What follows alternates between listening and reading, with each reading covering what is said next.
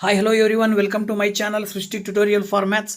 ನಾನು ಇವತ್ತು 10th science ವಿಷಯಕ್ಕೆ ಸಂಬಂಧಪಟ್ಟ ಹಾಗೆ chapter number 2 acids, base and salts ಅಂತಕ್ಕಂತಹ ಚಾಪ್ಟ್ರಿಗೆ ಸಂಬಂಧಪಟ್ಟ ಹಾಗೆ ಕಂಪ್ಲೀಟ್ ವಿಷಯವನ್ನು ಈ ಒಂದು ವಿಡಿಯೋದಲ್ಲಿ ನಿಮಗೆ ತಿಳಿಸ್ಕೊಡ್ತಾ ಇದ್ದೀನಿ. ಆಸಿಡ್ ಅಂದರೆ ಏನು, ಬೇಸ್ ಅಂದರೆ ಏನು, ಸಾಲ್ಟ್ ಅಂದರೆ ಏನು, ಇದಕ್ಕೆ ಸಂಬಂಧಪಟ್ಟಂತಹ ಪೂರ್ಣ ಮಾಹಿತಿ ಈ ಒಂದು ವಿಡಿಯೋದಲ್ಲಿ ನಿಮ್ಮ ಜೊತೆ ಹಂಚ್ಕೊಳ್ತಾ ಇದ್ದೀನಿ. ದಯವಿಟ್ಟು ಚಾನಲ್ ಯಾರು ಸಬ್ಸ್ಕ್ರೈಬ್ ಮಾಡಿಲ್ವೋ ಚಾನಲ್ ಸಬ್ಸ್ಕ್ರೈಬ್ ಮಾಡಿ, ವಿಡಿಯೋಸ್ ಲೈಕ್ ಮಾಡಿ, ಶೇರ್ ಮಾಡಿ, ಹಾಗೆ ಕಮೆಂಟ್ ಮಾಡಿ ಅಂತ ಹೇಳ್ತಾ ಬನ್ನಿ ಕ್ಲಾಸ್ ಶುರು ಮಾಡೋಣ. ಸೊ ಪ್ರಾರಂಭದಲ್ಲಿ ನಾವು ಈ ಒಂದು ಚಾಪ್ಟರ್ನಲ್ಲಿ ಪ್ರಮುಖವಾಗಿ ತಿಳ್ಕೊಬೇಕಾಗಿರೋದು ಏನಪ್ಪ ಅಂತ ಹೇಳಿದ್ರೆ ಆಸಿಡ್ಸು ಮತ್ತು ಬೇಸಸ್ಸಿನ ಫಿಸಿಕಲ್ ಪ್ರಾಪರ್ಟೀಸ್ ಹಾಗೆಯೇ ಕೆಮಿಕಲ್ ಪ್ರಾಪರ್ಟೀಸು, ಅದರ ಜೊತೆಗೆ ಸಾಲ್ಟಿಗೆ ಸಂಬಂಧಪಟ್ಟಂತಹ ಮಾಹಿತಿಗಳನ್ನು ಕೂಡ, ಆ ಸಾಲ್ಟಿನ ರಿಯಾಕ್ಷನ್ ಹೇಗಿರುತ್ತೆ, ಅದರ ನೇಚರ್ ಹೇಗಿರುತ್ತೆ ಅನ್ನೋದಕ್ಕೆ ಸಂಬಂಧಪಟ್ಟಂತಹ ಸಂಪೂರ್ಣ ಮಾಹಿತಿಯನ್ನು ಈ ಒಂದು ವಿಡಿಯೋದಲ್ಲಿ ನಿಮ್ಮ ಜೊತೆ ಹಂಚ್ಕೊಳ್ತಾ ಇದ್ದೀನಿ. ಸೊ ನೋಡಿ, ಮೊದಲನೇದಾಗಿ physical properties of acids and ಬೇಸಸ್ಗೆ ಸಂಬಂಧಪಟ್ಟಂತಹ ಪಾಯಿಂಟ್ಗಳನ್ನು ನಾವು ಒಂದೊಂದಾಗಿ ನೋಡ್ತಾ ಹೋಗೋಣ. ಸೊ ಫಿಸಿಕಲ್ ಪ್ರಾಪರ್ಟೀಸ್ ಆಫ್ ಆಸಿಡ್ಗೆ ಸಂಬಂಧಪಟ್ಟ ಹಾಗೆ ತಮಗೆಲ್ಲರಿಗೂ ಕೂಡ ಗೊತ್ತು, acids are sour in taste, ಅಂದರೆ ಹುಳಿಯಾದ ರುಚಿಯನ್ನು ಹೊಂದಿರುತ್ತವೆ. ಇದ್ರ ಜೊತೆಗೆ ಇನ್ನೊಂದು ವಿಶೇಷತೆ ಏನಂದರೆ, ಒಂದು ಲಿಟ್ಮಸ್ ಅಂತಕ್ಕಂಥ ಒಂದು ನ್ಯಾಚುರಲ್ ಆಗಿರುವಂಥ ಒಂದು ಇಂಡಿಕೇಟರ್ ಇರುತ್ತೆ. ಆ ಒಂದು ಇಂಡಿಕೇಟರು ಬ್ಲೂ ಲಿಟ್ಮಸ್ ಮತ್ತು ರೆಡ್ ಲಿಟ್ಮಸ್ ಅಂತಕ್ಕಂಥ ಎರಡು ಟೈಪ್ ಬರ್ತವೆ. ಅದರಲ್ಲಿ ಬ್ಲೂ ಲಿಟ್ಮಸ್ ಪೇಪರನ್ನು ನೀವೇನಾದರೂ ಆಸಿಡ್ನ ಒಳಗಡೆ ಅದ್ದಿದ್ರಿ ಅಂತ ಹೇಳಿದ್ರೆ ಅದು ರೆಡ್ ಆಗಿ ಕನ್ವರ್ಟ್ ಆಗುತ್ತೆ. And also it is corrosive in nature ಅಂತ ಹೇಳ್ತೀವಿ. ಅಂದರೆ ಈ ಆಸಿಡ್ಗಳನ್ನು ವಾತಾವರಣದಲ್ಲಿ ನೀವು ತೆಗೆದಿಟ್ರಿ ಅಂತ ಹೇಳಿದ್ರೆ ಅದು ಕೆಟ್ಟು ಹೋಗ್ತಕ್ಕಂತಹ ಸಾಧ್ಯತೆ ಇರುತ್ತೆ, ಯಾವ ಒಂದು ವಸ್ತುವಿನಲ್ಲಿ ಆಸಿಡ್ ಇರುತ್ತೋ ಅದು. ಆ್ಯಂಡ್ ಫಿಸಿಕಲ್ ಪ್ರಾಪರ್ಟಿ ಆಫ್ ಆಸಿಡ್ಗೆ ಸಂಬಂಧಪಟ್ಟಂತೆ ಇನ್ನೊಂದು ಪಾಯಿಂಟನ್ನು ಹೇಳೋದಾದರೆ, it is good conductor of electricity. ನೆನ್ಪಿಟ್ಕೊಳ್ಬೇಕು, ಉತ್ತಮವಾದಂತಹ ಒಂದು ವಿದ್ಯುತ್ ವಾಹಕ, ಅಂದರೆ ವಿದ್ಯುತ್ ಸುಲಭವಾಗಿ ಆಸಿಡ್ನ ಮುಖಾಂತರ ಪ್ರಸಾರ ಆಗ್ತಕ್ಕಂಥದ್ದನ್ನು ನಾವು ನೋಡ್ಬೋದು. ಇದ್ರ ಜೊತೆಗೆ ಇನ್ನೊಂದು pH ವ್ಯಾಲ್ಯೂ ಅಂತ ಬರುತ್ತೆ. ಈ pH ವ್ಯಾಲ್ಯೂ ಅಂದರೆ ಏನು ಅನ್ನೋದನ್ನು ಮುಂದೆ ತಿಳ್ಕೊಳ್ತೀವಿ. ಆಸಿಡಿನ pH ವ್ಯಾಲ್ಯೂ ಲೆಸ್ ದ್ಯಾನ್ 7 ಇರುತ್ತೆ. ಇವು ಸುಮಾರು 5 ಪಾಯಿಂಟ್ಗಳು ಆಸಿಡಿನ ಫಿಸಿಕಲ್ ಪ್ರಾಪರ್ಟಿಗೆ ಸಂಬಂಧಪಟ್ಟಂಥವು. ಈ 5 ಪಾಯಿಂಟ್ಸ್ಗಳನ್ನು ನೆನ್ಪಿಟ್ಕೊಳ್ಬೇಕು. Acids are sour in taste, it turns blue litmus into red, and it is corrosive in nature, it is good conductor of electricity, and it has a pH value of less than 7 ಅಂತಕ್ಕಂಥದ್ದನ್ನು, ಇಷ್ಟು ಪಾಯಿಂಟ್ಗಳನ್ನು ನೀವು ನೆನಪಿನಲ್ಲಿ ಇಟ್ಕೊಳ್ಬೇಕಾಗತ್ತೆ. ಇನ್ನು physical properties of ಬೇಸನ್ನು ಒಂದೊಂದಾಗಿ ನೋಡ್ತಾ ಹೋದರೆ, base are bitter in taste. ಇದನ್ನು ನೆನ್ಪಿಟ್ಕೊಳ್ಬೇಕು. ಆಸಿಡ್ಗಳು ಹುಳಿಯಾದ ರುಚಿಯನ್ನು ಹೊಂದಿದ್ರೆ ಬೇಸಸ್ಗಳು ಕಹಿಯಾದ ರುಚಿಯನ್ನು ಹೊಂದಿರ್ತವೆ. ಅದೇ ರೀತಿಯಲ್ಲಿ ಬ್ಲೂ ಲಿಟ್ಮಸ್ ಅನ್ನ ರೆಡ್ ಲಿಟ್ಮಸ್ ಅನ್ನಾಗಿ ಏನು ಆಸಿಡ್ಗಳು ಕನ್ವರ್ಟ್ ಮಾಡ್ತವೆ, ಅದೇ ಇಲ್ಲಿ ವೈಸ ವರ್ಸ ಉಲ್ಟಾ ಆಗಿರುತ್ತೆ, ಆಪೋಸಿಟ್ ಆಗಿರುತ್ತೆ. It turns red litmus into blue ಅಂತ ಹೇಳಿ ನಾವು ಹೇಳಬೇಕಾಗತ್ತೆ ಈ ಒಂದು ಫಿಸಿಕಲ್ ಪ್ರಾಪರ್ಟೀಸ್ ಆಫ್ ಬೇಸಸ್ಗಳ ಬಗ್ಗೆ ಹೇಳಬೇಕಾದಾಗ. ಓಕೆ, ಸೊ ಇದು 2ನೇ ಪಾಯಿಂಟ್. ಆದರೆ ಇನ್ನು 3ನೇ ಪಾಯಿಂಟನ್ನು ನಾವು ನೋಡೋದಾದ್ರೆ, it is A good conductor of electricity ಅಂತ ಹೇಳಬೇಕಾಗತ್ತೆ. ಅಂದರೆ ಇಲ್ಲೂ ಕೂಡ ವಿದ್ಯುತ್ತನ್ನು ಪ್ರಸಾರ ಮಾಡುವಂತಹ ಕೆಪಾಸಿಟಿಯನ್ನು ಹೊಂದಿರ್ತವೆ ಬೇಸಸ್. ಇದು 3ನೇ ಪಾಯಿಂಟು. ಇದೇ ರೀತಿ ನೆಕ್ಸ್ಟ್ ಫಿಸಿಕಲ್ ಪ್ರಾಪರ್ಟಿಯ ಬಗ್ಗೆ ಹೇಳೋದಾದ್ರೆ, base are not react with metal like that of acid. ಸಾಮಾನ್ಯವಾಗಿ ಆಸಿಡ್ ಅಂತ ಹೇಳಿದ್ರೆ ಆಮ್ಲಗಳು ಈ ಮೆಟಲ್ಸ್ನ ಜೊತೆಗೆ ರಿಯಾಕ್ಟ್ ಆಗ್ತವೆ, but bases are not react with metal like that of acid ಅಂತ ಹೇಳಿ ನಾವು ಇಲ್ಲಿ ಹೇಳಬೇಕಾಗತ್ತೆ. ಇನ್ನೊಂದು point, it has a pH value of greater than 7 ಅಂತಕ್ಕಂಥದ್ದನ್ನು ನೀವು ನೆನಪಿನಲ್ಲಿ ಇಟ್ಕೊಳ್ಬೇಕಾಗತ್ತೆ. ಈ ಪಾಯಿಂಟ್ಸ್ಗಳ ಆಧಾರದ ಮೇಲೆ ನೀವು ಸುಲಭವಾಗಿ physical properties of acids and ಬೇಸಸ್ನ ಡಿಫರೆನ್ಸ್ ಹೇಳಿರಿ ಅಂದ್ರೂ ಕೂಡ ಈ ಪಾಯಿಂಟ್ಗಳನ್ನು ನೀವು ಹೇಳಬೇಕಾಗತ್ತೆ. ಇನ್ನು ಆಸಿಡ್ಸ್ಗಳನ್ನು ನಾವು ಟೈಪ್ಸ್ ಆಗಿ ಡಿವೈಡ್ ಮಾಡ್ತಾ ಹೋಗ್ತೀವಿ. Types of acids and bases ಅಂತಕ್ಕಂಥದ್ದನ್ನು ನೋಡ್ತೀವಿ. On the basis of their occurrence, on the basis of their concentration, something ಇದರ ಆಧಾರದ ಮೇಲೆ ಆಸಿಡ್ಸ್ ಅನ್ನು ನಾವು ಮೊದಲನೇದಾಗಿ ನೋಡೋದಾದ್ರೆ, acids are divided by 2 types on the basis of their occurrence. Organic acid, ಇನ್ನೊಂದು ಇನ್ಆರ್ಗ್ಯಾನಿಕ್ ಆಸಿಡ್. ಆರ್ಗ್ಯಾನಿಕ್ ಆಸಿಡ್ ಅಂದ್ರೆ ನಾವು ನ್ಯಾಚುರಲಿ ಫೌಂಡ್ ಅಂತ ಕರಿತೀವಿ. Which acids are found naturally, they are called organic acid. ಹಾಗೇನೆ ಇನ್ಆರ್ಗ್ಯಾನಿಕ್ ಆಸಿಡ್ ಅಂದ್ರೆ not naturally found ಅಂತ ಹೇಳ್ಬಿಟ್ಟು ನಾವು ಹೇಳಬಹುದು. ಅದೇ ರೀತಿ ಆರ್ಗ್ಯಾನಿಕ್ ಆಸಿಡ್ಸ್ಗೆ ಎಕ್ಸಾಂಪಲ್ ಆಗಿ ನಾವು ನೋಡೋದಾದ್ರೆ ಅಸಿಟಿಕ್ ಆಸಿಡ್ ಅನ್ನ ಆರ್ಗ್ಯಾನಿಕ್ ಆಸಿಡ್ಗೆ ಎಕ್ಸಾಂಪಲ್ ಆಗಿ ಹೇಳ್ಬೋದು. ಯಾಕೆ ಅಂತ ಹೇಳಿದ್ರೆ acetic acid are found naturally. ಹಾಗೆ oxalic acid, lactic acid, citric acid ಇವೆಲ್ಲವೂ ಬೇರೆ ಬೇರೆ ಆಹಾರ ಪದಾರ್ಥಗಳಲ್ಲಿ, ಹಣ್ಣು ಹಂಪಲುಗಳಲ್ಲಿ ಈ ತರಹದ ಆಸಿಡ್ಗಳನ್ನು ನಾವು ನ್ಯಾಚುರಲ್ ಆಗಿ ನೋಡ್ತೀವಿ. ಅದೇ ಇನ್ಆರ್ಗ್ಯಾನಿಕ್ ಆಸಿಡ್ ಅಂತ ಹೇಳಿದ್ರೆ ನಾವು ನಮ್ಮ ಅವಶ್ಯಕತೆಗೆ ತಕ್ಕಂತೆ ತಯಾರು ಮಾಡ್ಕೊಂಡಿರ್ತೀವಿ ಲ್ಯಾಬೋರೇಟರಿನಲ್ಲಿ. ಅಂತಹ ಒಂದು ಆರ್ಗ್ಯಾನಿಕ್ ಆಸಿಡ್ಸ್ಗಳನ್ನು ನಾವಿಲ್ಲಿ ಇನ್ಆರ್ಗ್ಯಾನಿಕ್ ಆಸಿಡ್ಸ್ ಅಂತ ಕರೆಯೋದಾದ್ರೆ, ಇಲ್ಲಿ ಎಕ್ಸಾಂಪಲ್ಸ್ಗಳನ್ನು ನಾವು ನೋಡೋದಾದ್ರೆ ಇನ್ಆರ್ಗ್ಯಾನಿಕ್ ಆಸಿಡ್ಸ್ಗೆ ಹೈಡ್ರೋಕ್ಲೋರಿಕ್ ಆಸಿಡ್, ಸಲ್ಫ್ಯೂರಿಕ್ ಆಸಿಡ್, ಹಾಗೇನೆ ಏನು ಹೇಳ್ಬೋದು ಅಂತ ಹೇಳಿದ್ರೆ nitric acid. These are the some of the examples for the inorganic acids ಅಂತ ಹೇಳಿ ನಾವು ಸುಲಭವಾಗಿ ಹೇಳ್ತೀವಿ. ಹಾಗೆ ಆರ್ಗ್ಯಾನಿಕ್ ಆಸಿಡ್ಸ್ ನ ಬಗ್ಗೆ ಹೇಳೋದಾದ್ರೆ organic acids are characterised by weak acidic properties ಅಂತ ಹೇಳ್ತೀವಿ. ಅಂದ್ರೆ ವೀಕ್ ಅಸಿಡಿಕ್ ಪ್ರಾಪರ್ಟಿಯನ್ನು ಹೊಂದಿರ್ತವೆ ಆರ್ಗ್ಯಾನಿಕ್ ಆಸಿಡ್ಸ್. ಅದೇ ಇನ್ಆರ್ಗ್ಯಾನಿಕ್ ಆಸಿಡ್ಸ್ ಆಗಿದ್ರೆ characterised by strong acidic properties ಅಂತ ಹೇಳಿ. ಅಂದ್ರೆ ಇಲ್ಲಿ ನೀವು ನೆನಪಿನಲ್ಲಿ ಇಟ್ಕೊಳ್ಬೇಕು, ಆಸಿಡ್ಸ್ ಅನ್ನ ಅವುಗಳ ಒಂದು ಕೆಪಾಸಿಟಿಯ ಆಧಾರದ ಮೇಲೆ, ಪರ್ಫಾರ್ಮೆನ್ಸಿನ ಕೆಪಾಸಿಟಿಯ ಆಧಾರದ ಮೇಲೆ ಆಸಿಡ್ಸ್ ಗಳನ್ನ ಎರಡು ರೀತಿಯಲ್ಲಿ ಕರಿತೀವಿ, ವೀಕ್ ಆಸಿಡ್ ಮತ್ತೆ ಸ್ಟ್ರಾಂಗ್ ಆಸಿಡ್. ಆರ್ಗ್ಯಾನಿಕ್ ಆಸಿಡ್ಸ್ ಅನ್ನ ವೀಕ್ ಆಸಿಡ್ ಅಂತ ಕರಿತೀವಿ, ಇನ್ಆರ್ಗ್ಯಾನಿಕ್ ಆಸಿಡ್ಸ್ ಅನ್ನ ಸ್ಟ್ರಾಂಗ್ ಆಸಿಡ್ ಅಂತ ಕರಿತೀವಿ. ಏನಿದು ವೀಕ್ ಆಸಿಡ್ ಮತ್ತೆ ಸ್ಟ್ರಾಂಗ್ ಆಸಿಡ್ ಅಂತಕ್ಕಂಥದ್ದನ್ನ ನೋಡೋದಾದ್ರೆ, ವೀಕ್ ಆಸಿಡ್ ಅಂತ ಹೇಳಿದ್ರೆ very simple, the pH value ಏನಿದೆಯಲ್ಲ, pH value of the acid less than 7 ಇರುತ್ತೆ. ಆ ಒಂದು ಲೆಸ್ ದ್ಯಾನ್ 7 ಅಲ್ಲಿ ಇರುವಂತಹ pH ವ್ಯಾಲ್ಯೂ ತುಂಬಾ ಕಡಿಮೆ ಇದ್ರೆ ಅದನ್ನ ಸ್ಟ್ರಾಂಗ್ ಆಸಿಡ್ ಅಂತ ಕರಿತೀವಿ, ಸ್ವಲ್ಪ ಕಡಿಮೆ ಇದ್ರೆ ಅದನ್ನ ವೀಕ್ ಆಸಿಡ್ ಅಂತ ಕರಿತೀವಿ. ಉದಾಹರಣೆಗೆ ನಾವಿಲ್ಲಿ ಏನ್ ಹೇಳ್ಬೋದು ಅಂದ್ರೆ, not completely dissolve with water solution. ಯಾವ ಒಂದು ಆಸಿಡ್ ವಾಟರ್ ಸೊಲ್ಯೂಷನ್ನಲ್ಲಿ ಸಂಪೂರ್ಣವಾಗಿ ಡಿಸಾಲ್ವ್ ಆಗೋದಿಲ್ವೋ ಅಂತಹ ಆಸಿಡ್ ಅನ್ನ ನಾವು ಏನಂತ ಕರಿತೀವಿ, ವೀಕ್ ಆಸಿಡ್. ಡಿಸಾಲ್ವ್ ಅಂದ್ರೆ ಗೊತ್ತಲ್ವಾ, ನೀರಿನಲ್ಲಿ ಸಂಪೂರ್ಣವಾಗಿ ಕರಗದೆ ಇನ್ನೂ ಸ್ವಲ್ಪ ಪ್ರಮಾಣದ ಆಸಿಡ್ ಹಾಗೆ ಉಳ್ಕೊಂಡಿತ್ತು ಅಂದ್ರೆ ಅದನ್ನ ವೀಕ್ ಆಸಿಡ್ ಅಂತ ಕರಿತೀವಿ. ಅದೇ ನೀರಿನಲ್ಲಿ ಕಂಪ್ಲೀಟ್ ಆಗಿ ಡಿಸಾಲ್ವ್ ಆಗಿ ಒಂದು ಸೊಲ್ಯೂಷನ್, ವಾಟರ್ ಸೊಲ್ಯೂಷನ್ ಫಾರ್ಮೇಶನ್ ಆಯ್ತು ಅಂದ್ರೆ ಅದನ್ನ ನಾವಿಲ್ಲಿ ಏನಂತ ಕರಿತೀವಿ, ಸ್ಟ್ರಾಂಗ್ ಆಸಿಡ್ ಅಂತ ಕರಿತೀವಿ. So that which acid do not completely dissolved with water solution is weak acid, which acid completely dissolved with water solution is strong acid. ಇಲ್ಲಿ ಪ್ರಮುಖವಾಗಿ ಆ ಒಂದು ಡಿಸಾಲ್ವ್ ಆಗೋದ್ರ ಮೂಲಕ, ಆಸಿಡ್ ಡಿಸಾಲ್ವ್ ಆಗೋದ್ರ ಮೂಲಕ ಹೈಡ್ರೋಜನ್ ಪ್ಲಸ್ ಅಯಾನ್ಸ್ ರಿಲೀಸ್ ಆಗ್ತವೆ. Release ಆಗುವಂತ hydrogen plus ಅಯಾನ್ಸಿನ ಪ್ರಮಾಣ ಜಾಸ್ತಿ ಇರೋದು ಸ್ಟ್ರಾಂಗ್ ಆಸಿಡ್ ಅಲ್ಲಿ. ಅದೇ ಒಂದು ಹೈಡ್ರೋಜನ್ ಅಯಾನ್ಸಿನ ಒಂದು ಪ್ರಮಾಣ ಕಡಿಮೆ ಇರ್ತಕ್ಕಂಥದ್ದು ವೀಕ್ ಆಸಿಡ್ ನಲ್ಲಿ. So that weak acid release less hydrogen ions, as usual strong acid release more hydrogen ions ಅನ್ನುವಂತಹ ಪಾಯಿಂಟ್ ಅನ್ನ ನೀವು ನೆನಪಿನಲ್ಲಿ ಇಟ್ಟುಕೊಳ್ಬೇಕಾಗತ್ತೆ. ಜೊತೆಗೆ what are the differences between weak acid and strong acid ಅಂದ್ರೂ ಕೂಡ ಬರೀಬೇಕಾಗತ್ತೆ. ಇದ್ರ ಜೊತೆಗೆ ಬೆಸ್ಟ್ ಎಕ್ಸಾಂಪಲ್ಸ್ ಗಳನ್ನ ನಾವು ನೋಡೋದಾದ್ರೆ, ವೀಕ್ ಆಸಿಡ್ಗೆ ಎಕ್ಸಾಂಪಲ್ ಬಂದ್ಬಿಟ್ಟು ನೋಡಿ ಯಾವ್ದ್ಯಾವ್ದು ಹೇಳ್ಬೋದು ಅಂತ ಹೇಳಿದ್ರೆ, ಅಸಿಟಿಕ್ ಆಸಿಡ್ ಅನ್ನ ನಾವು ವೀಕ್ ಆಸಿಡ್ ಅಂತ ಕರಿತೀವಿ. Oxalic acid, lactic acid, citric acid, all these are the natural or organic acids are also example for the weak acid. ಹಾಗೇನೆ ಸ್ಟ್ರಾಂಗ್ ಆಸಿಡ್ಗೆ ಎಕ್ಸಾಂಪಲ್ ಆಗಿ ಏನ್ ಹೇಳ್ಬೋದು, ಹೈಡ್ರೋಕ್ಲೋರಿಕ್ ಆಸಿಡ್ ಮತ್ತೆ sulphuric acid, phosphoric acid, nitric acid, all these are the examples for the strong acid ಅಂತ ಹೇಳಿ ಕೂಡ ನಾವು ಹೇಳ್ತೀವಿ.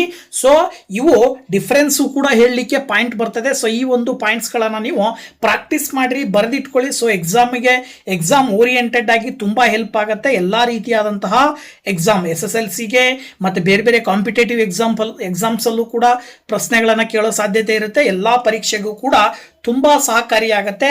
ಸೊ ಈ ಒಂದು ಪಾಯಿಂಟ್ಸ್ಗಳನ್ನು ನೀವು ನೆನಪಲ್ಲಿ ಇಟ್ಕೊಳ್ತಕ್ಕಂಥದ್ದು ಬೆಟರ್ ಆಗಿರುತ್ತೆ. ಓಕೆನಾ?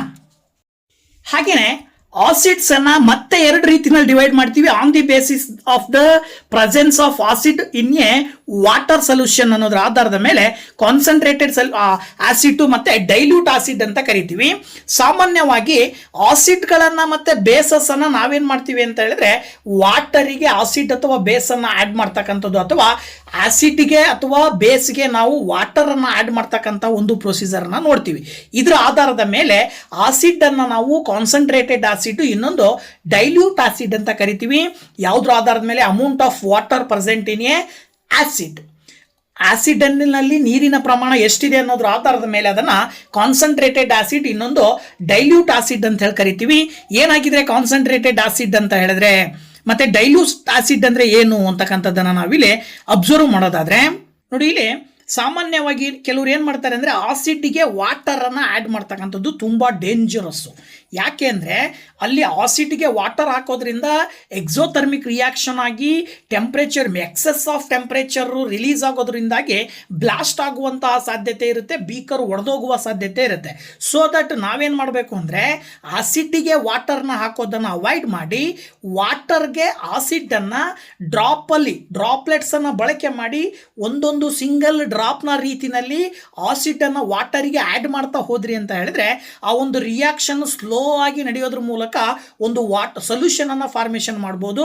ಆ ಒಂದು ಅಸಿಡಿಕ್ ಸೊಲ್ಯೂಷನ್ ಫಾರ್ಮೇಷನ್ ಆಗುತ್ತೆ ಯಾವಾಗ ವಾಟರಿಗೆ ಆಸಿಡನ್ನು ಆ್ಯಡ್ ಮಾಡಬೇಕು. ಇದನ್ನು ನೀವು ನೆನಪಿನಲ್ಲಿ ಇಟ್ಕೊಳ್ರಿ, ಓಕೆನಾ. ಸೊ ಇದರ ಆಧಾರದ ಮೇಲೆ when the acid is added to the water, ಗೊತ್ತಾಯ್ತಲ್ವಾ, the amount of water is less than the amount of acid in a solution.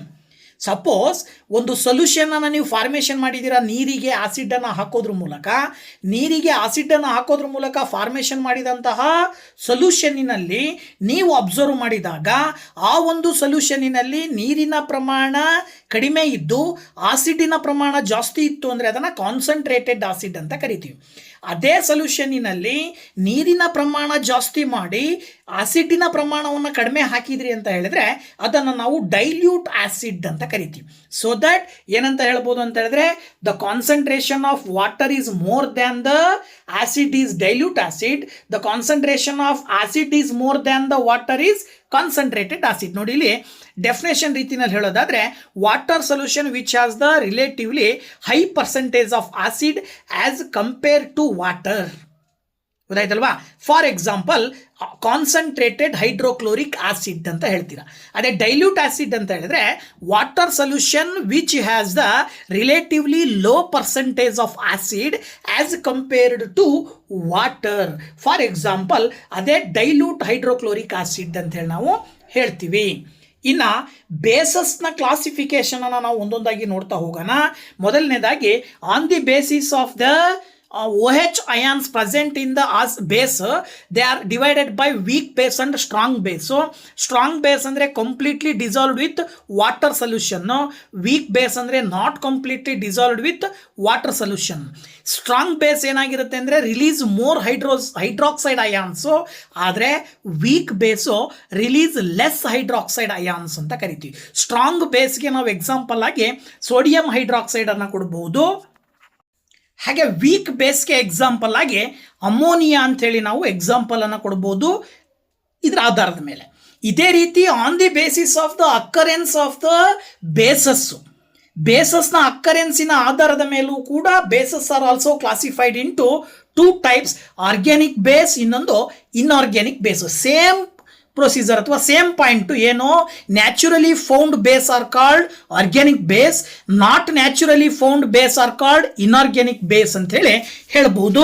Example ಆಗಿ ಆರ್ಗ್ಯಾನಿಕ್ ಬೇಸ್ಗೆ ಎಕ್ಸಾಂಪಲ್ ಅನ್ನು ನಾವು ಹೇಳೋದಾದ್ರೆ ಪೆರಿಡಿನ್ ಅಂತಕ್ಕಂಥದ್ದನ್ನ ಎಕ್ಸಾಂಪಲ್ ಆಗಿ ಕೊಡ್ಬೋದು. ಅದೇ ರೀತಿ ಇನ್ಆರ್ಗ್ಯಾನಿಕ್ ಬೇಸ್ಗೆ ಎಕ್ಸಾಂಪಲ್ ಆಗಿ ನೀವು ಹೇಳೋದಾದ್ರೆ ಸೋಡಿಯಂ ಹೈಡ್ರಾಕ್ಸೈಡ್ ಅಂತ ಹೇಳಿ ಹೇಳ್ಬೋದು, ಓಕೆನಾ.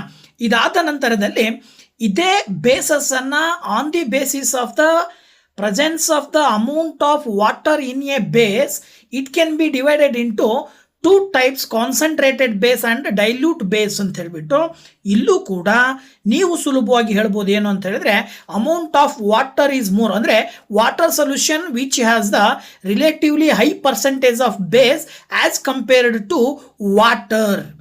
Okay, that is called concentrated base ಅಂತ ಕರೆದ್ರೆ. ಅದೇ ರೀತಿಯಲ್ಲಿ water solution which has the relatively low percentage of base as compare to water, that is dilute base ಅಂತ ಹೇಳ್ಬಿಟ್ಟು ನೀವು ಎಕ್ಸಾಂಪಲ್ ಆಗಿ ಕೊಡಬಹುದು.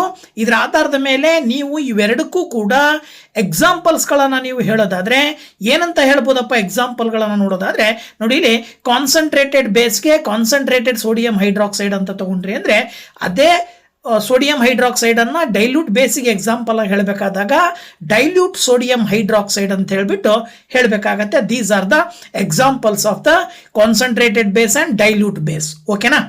ಟೈಪ್ಸ್ ಆಫ್ ಆಸಿಡ್ಸ್ ಮತ್ತೆ ಟೈಪ್ಸ್ ಆಫ್ ಬೇಸಸ್ ಅನ್ನ ತಿಳ್ಕೊಂಡಿವಲ್ವಾ, ಜೊತೆಗೆ ಬೇಸಸ್ ಮತ್ತೆ ಆಸಿಡ್ಸಿನ ಫಿಸಿಕಲ್ ಪ್ರಾಪರ್ಟೀಸ್ಗಳನ್ನು ಕೂಡ ತಿಳ್ಕೊಂಡಿದ್ದೀವಿ. ಈಗ ನಮಗೆ ಒಂದು ಕ್ವಶನ್ ಬರುತ್ತೆ, ಏನಪ್ಪ ಕ್ವಶನ್ ಅಂತ ಹೇಳಿದ್ರೆ ಹೇಗೆ ಆಸಿಡ್ಸ್ ಮತ್ತು ಬೇಸಸ್ಸನ್ನು ಫೈಂಡ್ ಔಟ್ ಮಾಡೋದು. ಈಗ ಒಂದು ಆಬ್ಜೆಕ್ಟ್ ಇದೆ ಅಥವಾ ಒಂದು ವಸ್ತು ಇದೆ, ಒಂದು ಆಹಾರ ಪದಾರ್ಥ ಇದೆ ಅಂದರೆ ಆ ಆಹಾರ ಪದಾರ್ಥದಲ್ಲಿರುವಂತಹ ಆಸಿಡ್ ಮತ್ತು ಬೇಸನ್ನು ಗುರುತು ಹಿಡಿಯೋದು ಹೇಗೆ ಅನ್ನೋದಕ್ಕೆ ಸಂಬಂಧಪಟ್ಟ ಹಾಗೆ ಇಂಡಿಕೇಟರ್ಸ್ ಅಂತ ಬರ್ತವೆ. ಈ ಇಂಡಿಕೇಟರ್ಸನ್ನು ನಾವೇನು ಮಾಡ್ತೀವಿ ಅಂತ ಹೇಳಿದ್ರೆ, it is use to check whether substance is acid or base. Indicators ಅಂದ್ರೇ ಇದು ಅರ್ಥ, ಡೆಫಿನೇಷನನ್ನು ನೆನ್ಪಿಟ್ಕೊಳ್ಬೇಕು. It is use to check whether substance is acid or base and it change the color and smell in the presence of acid or base solution ಅಂತ ಹೇಳ್ತೀವಿ ನಾವು. ಓಕೆನಾ? ಈ ಒಂದು ಇಂಡಿಕೇಟರ್ಸು ಏನು ಮಾಡ್ತವೆ ಅಂದರೆ ಆಸಿಡ್ ಬೇಸ ಅನ್ನೋದನ್ನು ಗುರುತು ಹಿಡಿಲಿಕ್ಕೆ ಸಹಾಯ ಮಾಡ್ತವೆ. ಇವು ಏನು ಮಾಡ್ತವೆ ಇಂಡಿಕೇಟರ್ಸು, ಆಸಿಡ್ನಲ್ಲಿ ಒಂದು ಕಲರ್ ಇದ್ದರೆ ಬೇಸಲ್ಲಿ ಇನ್ನೊಂದು ಕಲರ್ನ ಚೇಂಜ್ ಮಾಡ್ಕೊಳ್ತವೆ. ಆಸಿಡ್ನಲ್ಲಿ ಒಂದು ಸ್ಮೆಲ್ ಇದ್ದರೆ ಬೇಸಿಗೆ ಬಂದಾಗ ತನ್ನ ಸ್ಮೆಲ್ಲನ್ನು ಚೇಂಜ್ ಮಾಡ್ಕೊಳ್ತವೆ. ಇದರ ಆಧಾರದ ಮೇಲೆ ಈ ತರಹದ ಒಂದು ಕ್ಯಾರೆಕ್ಟರ್ಸ್ನ ತೋರಿಸೋದ್ರ ಮೂಲಕ ನಮಗೆ ಆಸಿಡ್ ಯಾವುದು ಬೇಸ್ ಯಾವುದು ಅನ್ನೋದನ್ನು ಸುಲಭವಾಗಿ ಫೈಂಡ್ ಔಟ್ ಮಾಡಲಿಕ್ಕೆ ಸಹಕಾರಿಯಾಗಿರ್ತವೆ. ಇಂತಹ ಇಂಡಿಕೇಟರ್ಸ್ಗಳನ್ನು ನಾವು ಒಂದೊಂದಾಗಿ ನೋಡ್ತಾ ಹೋಗೋದಾದ್ರೆ, ಇಂಡಿಕೇಟರ್ಸ್ನ ನಾವು ಟೈಪ್ಸ್ ಆಫ್ ಇಂಡಿಕೇಟರ್ಸ್ ಅಂತ ಹೇಳ್ತೀವಿ. ಆ ಟೈಪ್ಸ್ ಆಫ್ ಇಂಡಿಕೇಟರ್ಸ್ ಅಲ್ಲಿ ಮೊದಲನೇದಾಗಿ ಕಲರ್ ಚೇಂಜ್. ಕಲರನ್ನು ಬದಲಾವಣೆ ಮಾಡೋದ್ರ ಮೂಲಕವಾಗಿ ನಮಗೆ ಆಸಿಡ್ ಮತ್ತು ಬೇಸನ್ನು ಫೈಂಡ್ ಔಟ್ ಮಾಡಲಿಕ್ಕೆ ಸಹಾಯ ಮಾಡುವಂತಹ ಇಂಡಿಕೇಟರ್ಸನ್ನು ನಾವು ಕಲರ್ ಚೇಂಜ್ ಇಂಡಿಕೇಟರ್ಸ್ ಅಂತ ಕರಿತೀವಿ. ಅಂತಹ ಕಲರ್ ಚೇಂಜ್ ಇಂಡಿಕೇಟರ್ಸನ್ನು ಪ್ರಮುಖವಾಗಿ ಎರಡು ರೀತಿಯಲ್ಲಿ ಡಿವೈಡ್ ಮಾಡ್ತೀವಿ. ಒಂದು ನ್ಯಾಚುರಲ್ ಇಂಡಿಕೇಟರ್, ಇನ್ನೊಂದು ಸಿಂಥೆಟಿಕ್ ಇಂಡಿಕೇಟರ್ಸ್ ಅಂತೇಳಿ. ನ್ಯಾಚುರಲ್ ಇಂಡಿಕೇಟರ್ ಅಂತ ಹೇಳಿದ್ರೆ very simple, they are found in nature, directly present in nature. But synthetic indicators not directly present in nature, they are made up of our self. ಓಕೆನಾ? So ನಾವು ನಮ್ಮ ಉಪಯೋಗಕ್ಕೆ ತಕ್ಕಂತೆ ಅದನ್ನು ನಾವು ತಯಾರು ಮಾಡ್ಕೊಳ್ತೀವಿ. ಈ ನ್ಯಾಚುರಲ್ ಇಂಡಿಕೇಟರ್ಸಲ್ಲಿ ಪ್ರಮುಖವಾಗಿ ಬರ್ತಕ್ಕಂಥವು ಯಾವ್ಯಾವು ಅಂದರೆ, ಒಂದು ಲಿಟ್ಮಸ್ ಅಂತಕ್ಕಂಥದ್ದು ಬರುತ್ತೆ. ಈ ಒಂದು ಲಿಟ್ಮಸ್ ಅಂತಕ್ಕಂಥದ್ದು ಆ್ಯಸ್ ಯೂಸ್ವಲ್ ಆಗಿ ನಾವು ಏನು ಹೇಳೋದಾದರೆ, ಲಿಟ್ಮಸ್ಸಲ್ಲಿ ಮತ್ತೆ ಎರಡು ರೀತಿಯಾದಂಥ ಲಿಟ್ಮಸ್ ಪೇಪರ್ಸ್ ಬರ್ತವೆ. ಜೊತೆಗೆ ಇನ್ನೊಂದು ನ್ಯಾಚುರಲ್ ಇಂಡಿಕೇಟರ್ ಯಾವುದು ಅಂದರೆ ಟುರ್ಮರಿಕ್ ಅಂತಕ್ಕಂತಹ ಮತ್ತೊಂದು ಇಂಡಿಕೇಟರ್ನ ನಾವು ನ್ಯಾಚುರಲ್ ಇಂಡಿಕೇಟರ್ಗೆ ಎಕ್ಸಾಂಪಲ್ ಆಗಿ ಹೇಳ್ಬೋದು. ಇನ್ನು ಸಿಂಥೆಟಿಕ್ ಇಂಡಿಕೇಟರ್ಸಲ್ಲಿ ಮಿಥೈಲ್ ಆರೆಂಜ್ ಅಂತ ಬರುತ್ತೆ, ಇನ್ನೊಂದು ಪಿನಾಲ್ಪ್ತಲೀನ್ ಅಂತಕ್ಕಂಥ ಮತ್ತೊಂದು ಇಂಡಿಕೇಟರ್ ಬರುತ್ತೆ. ಈ ಥರದ ಒಟ್ಟು 4 ಇಂಡಿಕೇಟರ್ಸಲ್ಲಿ 2 ನ್ಯಾಚುರಲ್ ಇಂಡಿಕೇಟರ್ಸ್ ಆದರೆ ಇನ್ನು 2 ಸಿಂಥೆಟಿಕ್ ಇಂಡಿಕೇಟರ್ಸ್ ಅಂತೇಳಿ ನಾವು ಎಕ್ಸಾಂಪಲ್ ಆಗಿ ನೋಡಬಹುದು. ಇದಾದ ನಂತರದಲ್ಲಿ ಆಲ್ಫೆಕ್ಟರಿ ಇಂಡಿಕೇಟರ್ಸ್ ಅಂತೇಳಿ ಮತ್ತೊಂದು ಟೈಪ್ ಬರುತ್ತೆ. ಆ ಆಲ್ಫೆಕ್ಟರಿ ಇಂಡಿಕೇಟರ್ಸ್ ಅಂತ ಹೇಳಿದ್ರೆ ಸ್ಮೆಲ್ ಓರಿಯೆಂಟೆಡ್ ಆಗಿರ್ತಕ್ಕಂಥ, ಅಂದರೆ ಸ್ಮೆಲ್ಲನ್ನು ಚೇಂಜ್ ಮಾಡುವಂಥ ಇಂಡಿಕೇಟರು, ಅದು ಆಲ್ಫೆಕ್ಟರಿ ಇಂಡಿಕೇಟರ್ಸ್ ಅಂತ ಹೇಳಿ ಕರಿತೀವಿ ನಾವು ಅವುಗಳನ್ನು. ಅಂತಹ ಆಲ್ಫೆಕ್ಟರಿ ಇಂಡಿಕೇಟರ್ಸ್ಗಳಲ್ಲಿ ಬರ್ತಕ್ಕಂಥ ಪ್ರಮುಖವಾದ ಇಂಡಿಕೇಟರ್ಸ್ನ ಹೆಸರನ್ನ ನೀವು ಒಂದೊಂದಾಗಿ ನೋಡ್ತಾ ಹೋದರೆ, ಆನಿಯನ್ ಎಲ್ಲರೂ ಕೂಡ ನೋಡಿದಿರಲ್ವಾ, ಈರುಳ್ಳಿ. ಸೊ ಆನಿಯನ್ ಒಂದು ಆಲ್ಫೆಕ್ಟರಿ ಇಂಡಿಕೇಟರ್ ಆದರೆ, ಇನ್ನೊಂದು ವೆನಿಲ್ಲಾ ಎಸೆನ್ಸ್ ಅಂತಕ್ಕಂಥದ್ದು ಮತ್ತೊಂದಿದೆ, ಇನ್ನೊಂದು ಕ್ಲೋವ್ ಆಯಿಲ್ ಅಂತಕ್ಕಂಥದ್ದು. ಒಟ್ಟು 3 ರೀತಿಯಾದಂಥ ಆಲ್ಫೆಕ್ಟರಿ ಇಂಡಿಕೇಟರ್ಸ್ಗಳನ್ನು ನಾವು ನೋಡ್ತೀವಿ. These 3 olfactory indicators are helps to find out the acids and bases on the basis of the change of smell. ಈಗ ಉದಾಹರಣೆಗೆ ಆನಿಯನ್ನನ್ನು ನಾವು ಎಕ್ಸಾಂಪಲ್ ಆಗಿ ತೊಗೊಂಡ್ರೆ, ಆಸಿಡಲ್ಲಿ ಹೇಗಿರುತ್ತೆ ಬೇಸಲ್ಲಿ ಹೇಗಿರುತ್ತೆ ಅಂತಕ್ಕಂಥದ್ದನ್ನು ನಾವು ಚೆಕ್ ಮಾಡ್ತಾ ಹೋಗೋಣ. ಆನಿಯನ್ ಬಂದುಬಿಟ್ಟು ಆಸಿಡ್ನಲ್ಲಿ ತನ್ನ ಒಂದು ಸ್ಮೆಲ್ ಯಾವುದೇ ರೀತಿಯಲ್ಲಿ ಬದಲಾವಣೆ ಆಗಲ್ಲ. ಆನಿಯನಿನ ಸ್ಮೆಲ್ ಏನಿರುತ್ತೋ ಅದೇ ಸ್ಮೆಲ್ಲನ್ನು ನೀವು ಆಸಿಡ್ಗೆ ಹಾಕಿದಾಗ ಅದು ಅದೇ ಸ್ಮೆಲ್ಲನ್ನು ತೋರಿಸುತ್ತೆ. ಅಂದರೆ ನೋ ಚೇಂಜ್ ಇನ್ ಸ್ಮೆಲ್. ಅದೇ ಆನಿಯನ್ನನ್ನು ನೀವು ಬೇಸಿಕ್ ಸಬ್ಸ್ಟೆನ್ಸ್ನ ಒಳಗಡೆ ಹಾಕಿದ್ರಿ ಅಂದರೆ ಏನು ಮಾಡುತ್ತೆ ಅಂದರೆ ಸ್ಮೆಲ್ ವ್ಯಾನಿಶ್ಡ್ ಅಂತೇಳಿ ತೋರಿಸುತ್ತೆ. ಅಂದರೆ ಅದರ ಸ್ಮೆಲ್ಲು ವ್ಯಾನಿಶ್ಡ್ ಆಗಿರ್ತಕ್ಕಂಥದ್ದನ್ನು ನಾವು ನೋಡ್ತೀವಿ ಯಾವಾಗ when the anion is added to the base. ಅದೇ ರೀತಿ ವೆನಿಲಾ ಎಸೆನ್ಸೇ ಕೂಡ ಆಸಿಡ್ನಲ್ಲಿ ಯಾವುದೇ ಒಂದು ಸ್ಮೆಲ್ಲನ್ನು ತೋರಿಸೋದಿಲ್ಲ, ಅಂದರೆ no change in smell. Vanilla ಎಸೆನ್ಸಿನ ಸ್ಮೆಲ್ ಏನಿರುತ್ತೋ ಅದೇ ಸ್ಮೆಲ್ ಇರುತ್ತೆ ಯಾವಾಗ ಆಸಿಡಿಗೆ ಹಾಕಿದಾಗ. ಅದೇ ವೆನಿಲಾ ಎಸೆನ್ಸನ್ನು ನೀವೇನಾದರೂ ಬೇಸಿಗೆ ಹಾಕಿದ್ರಿ ಅಂದರೆ ಆಗ ಅದರ ಸ್ಮೆಲ್ಲು ವ್ಯಾನಿಶ್ಡ್ ಆಗಿ ಚೇಂಜ್ ಆಗ್ತಕ್ಕಂಥದ್ದನ್ನು ನೋಡ್ತೀವಿ. ಇನ್ನು ಕ್ಲೋವ್ ಆಯಿಲ್ ಅಂತಕ್ಕಂಥದ್ದು ಮತ್ತೊಂದು ಬರುತ್ತಲ್ವಾ, ಈ ಒಂದು ಕ್ಲೋವ್ ಆಯಿಲನ್ನು ಕೂಡ ನೀವು ಆಸಿಡ್ಗೆ ಆ್ಯಡ್ ಮಾಡಿದ್ರಿ ಅಂತ ಹೇಳಿದರೆ ಅಲ್ಲಿ ಏನಾಗುತ್ತೆ ಅಂತ ಹೇಳಿದ್ರೆ ಕ್ಲೋವ್ ಆಯಿಲಿನ ಸ್ಮೆಲ್ ಬಂದ್ಬಿಟ್ಟು ಯಾವುದೇ ರೀತಿಯಲ್ಲಿ ಚೇಂಜ್ ಆಗಲ್ಲ. ಆದರೆ ಬೇಸಲ್ಲೂ ಇದೇ ಕ್ಲೋವ್ ಆಯಿಲು ಸ್ಮೆಲ್ಲು ಏನಾಗುತ್ತೆ ವ್ಯಾನಿಶ್ಡ್ ಆಗ್ತಕ್ಕಂಥದ್ದನ್ನು ನಾವು ನೋಡಬಹುದು. ಇದರ ಆಧಾರದ ಮೇಲೆ ಸುಲಭವಾಗಿ ನೀವು ಆಸಿಡ್ಸ್ ಮತ್ತು ಬೇಸ್ ಯಾವುದು ಅನ್ನೋದನ್ನು ಈ ಒಂದು ಆಲ್ಫೆಕ್ಟರಿ ಇಂಡಿಕೇಟರ್ಸನ್ನು ಬಳಸ್ಕೊಂಡು ಸುಲಭವಾಗಿ ಫೈಂಡ್ ಔಟ್ ಮಾಡ್ಬೋದು. ಓಕೆನಾ? ಇನ್ನು ಲಿಟ್ಮಸ್ಗೆ ಸಂಬಂಧಪಟ್ಟಾಗೆ ಹೇಳೋದಾದ್ರೆ ಲಿಟ್ಮಸ್ ಅನ್ನೋದು ಒಂದು natural colour of litmus is purple. ಸಾಮಾನ್ಯವಾಗಿ ಮೊದಲಿಗೆ ಲಿಟ್ಮಸ್ ಬಗ್ಗೆ ನಾವು ಹೇಳೋದಾದ್ರೆ ಲಿಟ್ಮಸ್ಸಿನ ನ್ಯಾಚುರಲ್ ಕಲರ್ ಆಕ್ಚುಲಿ ಪರ್ಪಲ್ ಇರುತ್ತೆ. ಈ ಪರ್ಪಲ್ ನ್ಯಾಚುರಲ್ ಕಲರ್ ಅನ್ನು ಹೊಂದಿರುವಂತ ಲಿಟ್ಮಸ್ ಅನ್ನ ಆಸಿಟಿಗೆ ಇಟ್ರಿ ಅಂದ್ರೆ ಆಸಿಡ್ ಅಲ್ಲಿ ಅದು ತನ್ನ ಬಣ್ಣವನ್ನು ಚೇಂಜ್ ಮಾಡಿ ರೆಡ್ ಕಲರಿಗೆ ಕನ್ವರ್ಟ್ ಆಗುತ್ತೆ. ಅದೇ ಲಿಟ್ಮಸ್ ಪೇಪರ್ ಅನ್ನ ಬೇಸಲ್ ಹಾಕಿದ್ರಿ ಅಂದ್ರೆ ಅದು ಏನ್ ಮಾಡ್ಕೊಳ್ಳುತ್ತೆ, ಬ್ಲೂ ಕಲರಿಗೆ ತನ್ನ ಬಣ್ಣವನ್ನು ಚೇಂಜ್ ಮಾಡಿಕೊಳ್ಳುತ್ತೆ. ಇದರ ಆಧಾರದ ಮೇಲೆ ನೀವು ಸುಲಭವಾಗಿ ಹೇಳ್ಬೋದು ಆಸಿಡ್ ಯಾವುದು ಬೇಸ್ ಯಾವುದು ಅಂತೇಳಿ. ಸೊ ನೆನ್ಪಿಟ್ಕೊಳ್ಳಿ, ವೆನ್ ದ ಲೆಟ್ಮಸ್ ಪೇಪರ್ಗಳನ್ನು ನಾವು ನಂತರದಲ್ಲಿ ಆಸಿಡ್ ಬೇಸಿಗೆ ಹಾಕಿದ ಮೇಲೆ ಅವು ಡಿವೈಡ್ ಆದಮೇಲೆ ಎರಡು ತರಹದ ಪೇಪರ್ಗಳಂತ ಹೇಳ್ತೀವಿ, ಒಂದು ಬ್ಲೂ ಇನ್ನೊಂದು red. When the blue litmus is added to acid it converted in to red. When the red is added in to enter to the base it converted in to blue. ಇದೇ ರೀತಿಯಲ್ಲಿ ಇನ್ನೊಂದು ಟುರ್ಮರಿಕ್ ಅಂತಕ್ಕಂಥದ್ದು ಬರುತ್ತೆ. ಈ ಟುರ್ಮರಿಕ್ ಅಂತಕ್ಕಂಥದ್ದನ್ನ ಆಸಿಡಿಗೆ ಹಾಕಿದ್ರೆ ಆ ಟುರ್ಮರಿಕ್ನ ಬಣ್ಣ ಯಾವುದಿರುತ್ತೆ, ಮೊದಲಿಗೆ ಯೆಲ್ಲೋ ಕಲರ್, ಅದೇ ಕಲರನ್ನು ಹೊಂದಿರುತ್ತೆ. ಅದೇ ಬೇಸಿಗೆ ಹಾಕಿದ್ರೆ ಅಂದರೆ ಅದರ ಬಣ್ಣ ರೆಡ್ ಆಗಿ ಕನ್ವರ್ಟ್ ಆಗುತ್ತೆ. ಇನ್ನೊಂದು ಟೈಪು ಮಿಥೈಲ್ ಆರೆಂಜು. ಮಿಥೈಲ್ ಆರೆಂಜನ್ನು ಆಸಿಡಿಗೆ ಹಾಕಿದ್ರೆ ರೆಡ್ ಕಲರಿಗೆ ಕನ್ವರ್ಟ್ ಆಗುತ್ತೆ, ಅದೇ ಬೇಸಿಗೆ ಹಾಕಿದ್ರೆ ಯೆಲ್ಲೋ ಕಲರ್ ಆಗಿ ಕನ್ವರ್ಟ್ ಆಗುತ್ತೆ. ಇನ್ನು ಪಿನಾಲ್ಪ್ತಲಿನ್ ಬಗ್ಗೆ ಹೇಳಬೇಕು ಅಂತ ಹೇಳಿದ್ರೆ ಆಸಿಡ್ ಅಲ್ಲಿ ಪಿನಾಲ್ಪ್ತಲಿನ್ ಯಾವುದೇ ಬದಲಾವಣೆಯನ್ನು ಹೊಂದೋದಿಲ್ಲ, ಅದೇ ಬೇಸಿಗೆ ಹಾಕಿದಾಗ ಅದರ ಬಣ್ಣ ರೆಡ್ ಆಗಿ ಕನ್ವರ್ಟ್ ಆಗ್ತಕ್ಕಂಥದ್ದನ್ನು ನಾವು ನೋಡ್ತೀವಿ. ಇದಾದ ನಂತರದಲ್ಲಿ ಆಸಿಡ್ ಮತ್ತು ಬೇಸಸ್ಗಳ ಕೆಮಿಕಲ್ ಪ್ರಾಪರ್ಟೀಸ್ನ ಬಗ್ಗೆ ನಾವು ಡಿಸ್ಕಷನ್ ಮಾಡಬೇಕಾಗತ್ತೆ.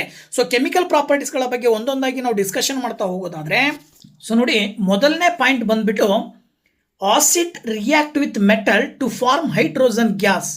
ತುಂಬ ಇಂಪಾರ್ಟೆಂಟ್ ಆಗಿರ್ತಕ್ಕಂಥ ಪಾಯಿಂಟ್ ನೆನ್ಪಿಟ್ಕೊಳ್ಳಿ.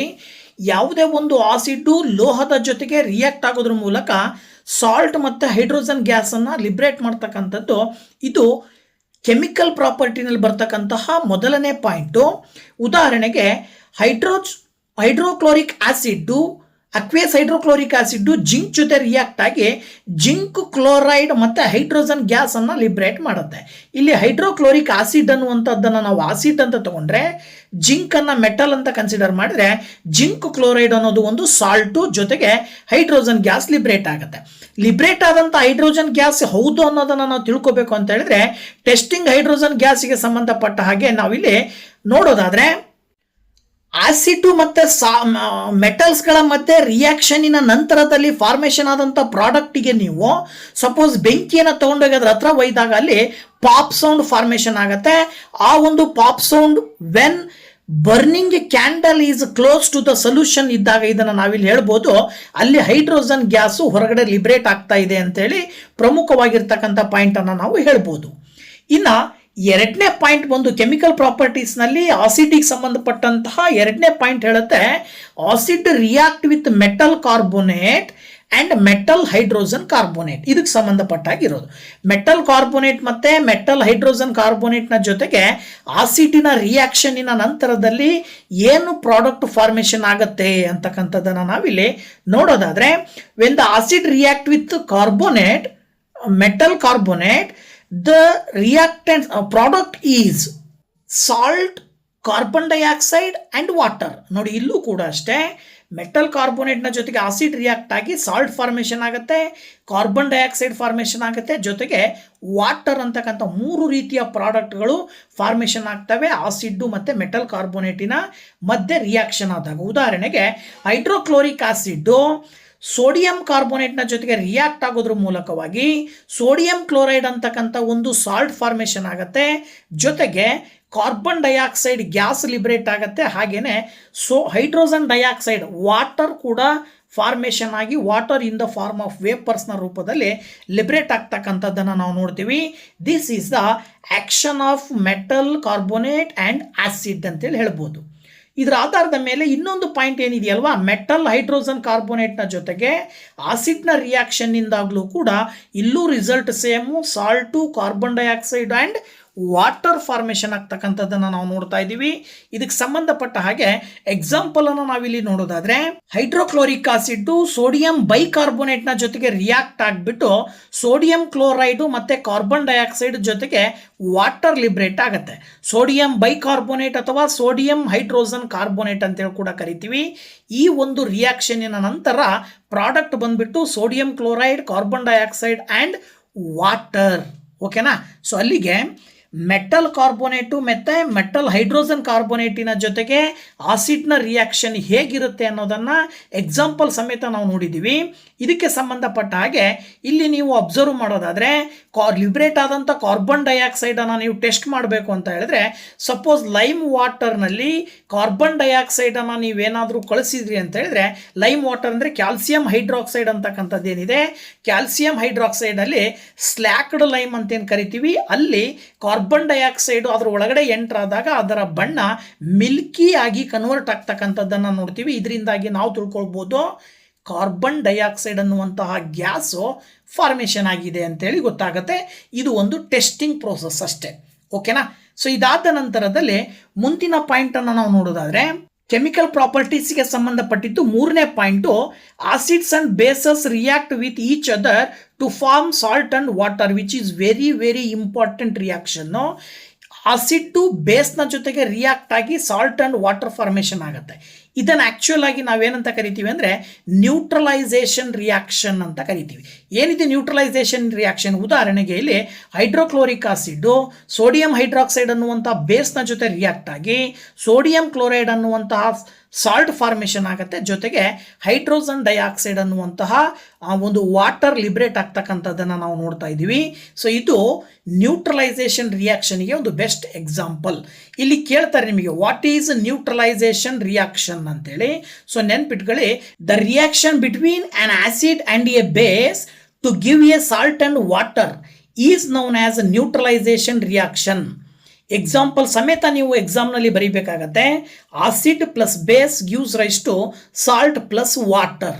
ಇದಕ್ಕೆ ಒಂದು ಬೆಸ್ಟ್ ಎಕ್ಸಾಂಪಲ್ ಆಗಿ ನೀವು ಹೈಡ್ರೋಕ್ಲೋರಿಕ್ ಆಸಿಡ್ಡು ಮತ್ತು ಸೋಡಿಯಂ ಕ್ಲೋರೈಡ್, ಸೋಡಿಯಂ ಹೈಡ್ರಾಕ್ಸೈಡ್ ಅಂತಕ್ಕಂಥ ಎರಡು ಆಸಿಡ್ ಮತ್ತು ಬೇಸ್ಗಳ ರಿಯಾಕ್ಷನ್ನಿಂದಾಗಿ ಸೋಡಿಯಂ ಕ್ಲೋರೈಡ್ ಅಂತಕ್ಕಂಥ ಒಂದು ಸಾಲ್ಟ್ನ ಜೊತೆಗೆ ವಾಟರ್ ಫಾರ್ಮೇಷನ್ ಆಗುತ್ತೆ, H2O ಲಿಬ್ರೇಟ್ ಆಗುತ್ತೆ.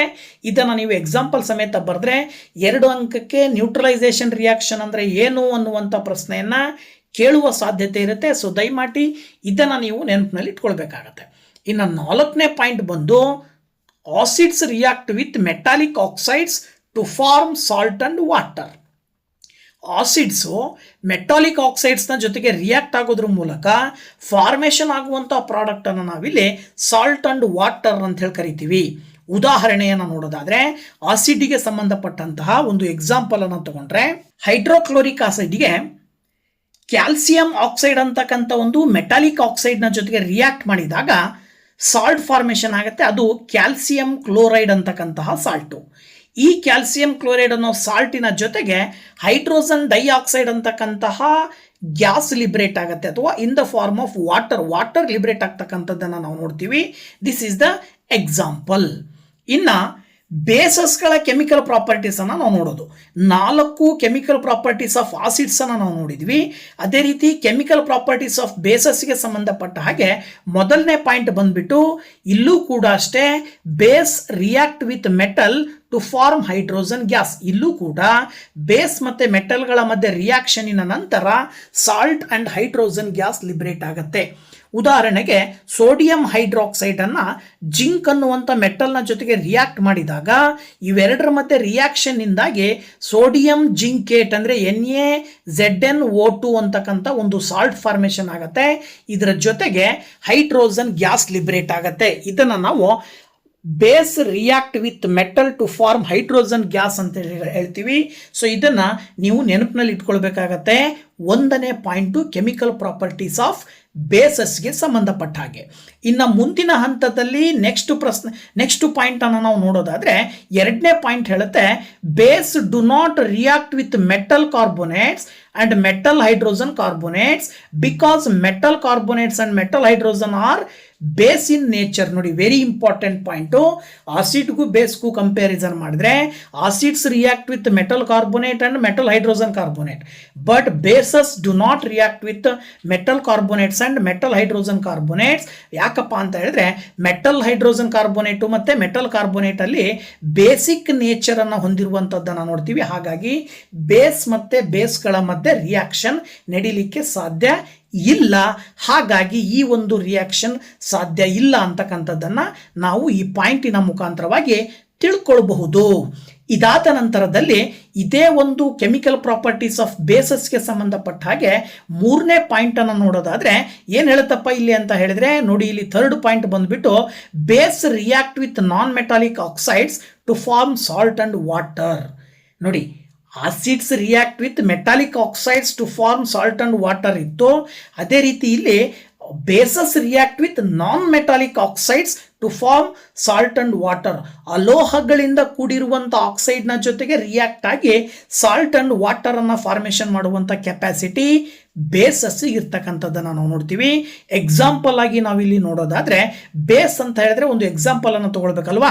ಸೊ ಆ ಬೇಸ್ ಅನ್ನು ನೀವು ಎಕ್ಸಾಂಪಲ್ ಆಗಿ ತಗೊಳ್ಳೋದಾದ್ರೆ ಯಾವ್ದು ತಗೊಳ್ಬಹುದು ಅಂದ್ರೆ ಕ್ಯಾಲ್ಸಿಯಂ ಹೈಡ್ರಾಕ್ಸೈಡ್ CaOH ಟ್ವೈಸ್ ಅನ್ನ ನಾನ್ ಮೆಟಾಲಿಕ್ ಆಕ್ಸೈಡ್ಸ್ ಅಂದರೆ ಕಾರ್ಬನ್ ಡೈಆಕ್ಸೈಡ್ನ ಜೊತೆಗೆ ರಿಯಾಕ್ಟ್ ಮಾಡಿದಾಗ ಅಲ್ಲಿ ಫಾರ್ಮೇಷನ್ ಆಗುವ product salt, that is calcium carbonate ಅಂತಕ್ಕಂಥ ಒಂದು ಸಾಲ್ಟ್ ಫಾರ್ಮೇಷನ್ ಆಗುತ್ತೆ. ಜೊತೆಗೆ H2O ಅಂತಕ್ಕಂಥ ವಾಟರ್ ಲಿಬರೇಟ್ ಆಗ್ತಕ್ಕಂಥದ್ದನ್ನು ನೋಡ್ತಾ ಇದ್ದೀವಿ in the form of gas. ಓಕೆನಾ, ಅಲ್ಲಿಗೆ ಕ್ಯಾಲ್ಸಿಯಂ ಹೈಡ್ರಾಕ್ಸೈಡು ಕಾರ್ಬನ್ ಡೈಆಕ್ಸೈಡ್ ಜೊತೆಗೆ ರಿಯಾಕ್ಟ್ ಆಗೋದ್ರ ಮೂಲಕ ಕ್ಯಾಲ್ಸಿಯಂ ಕಾರ್ಬೋನೇಟ್ ಫಾರ್ಮೇಷನ್ ಆಗುತ್ತೆ, ಜೊತೆಗೆ ವಾಟರ್ ಲಿಬರೇಟ್ ಆಗ್ತಕ್ಕಂಥದ್ದನ್ನು ನೋಡ್ತೀವಿ.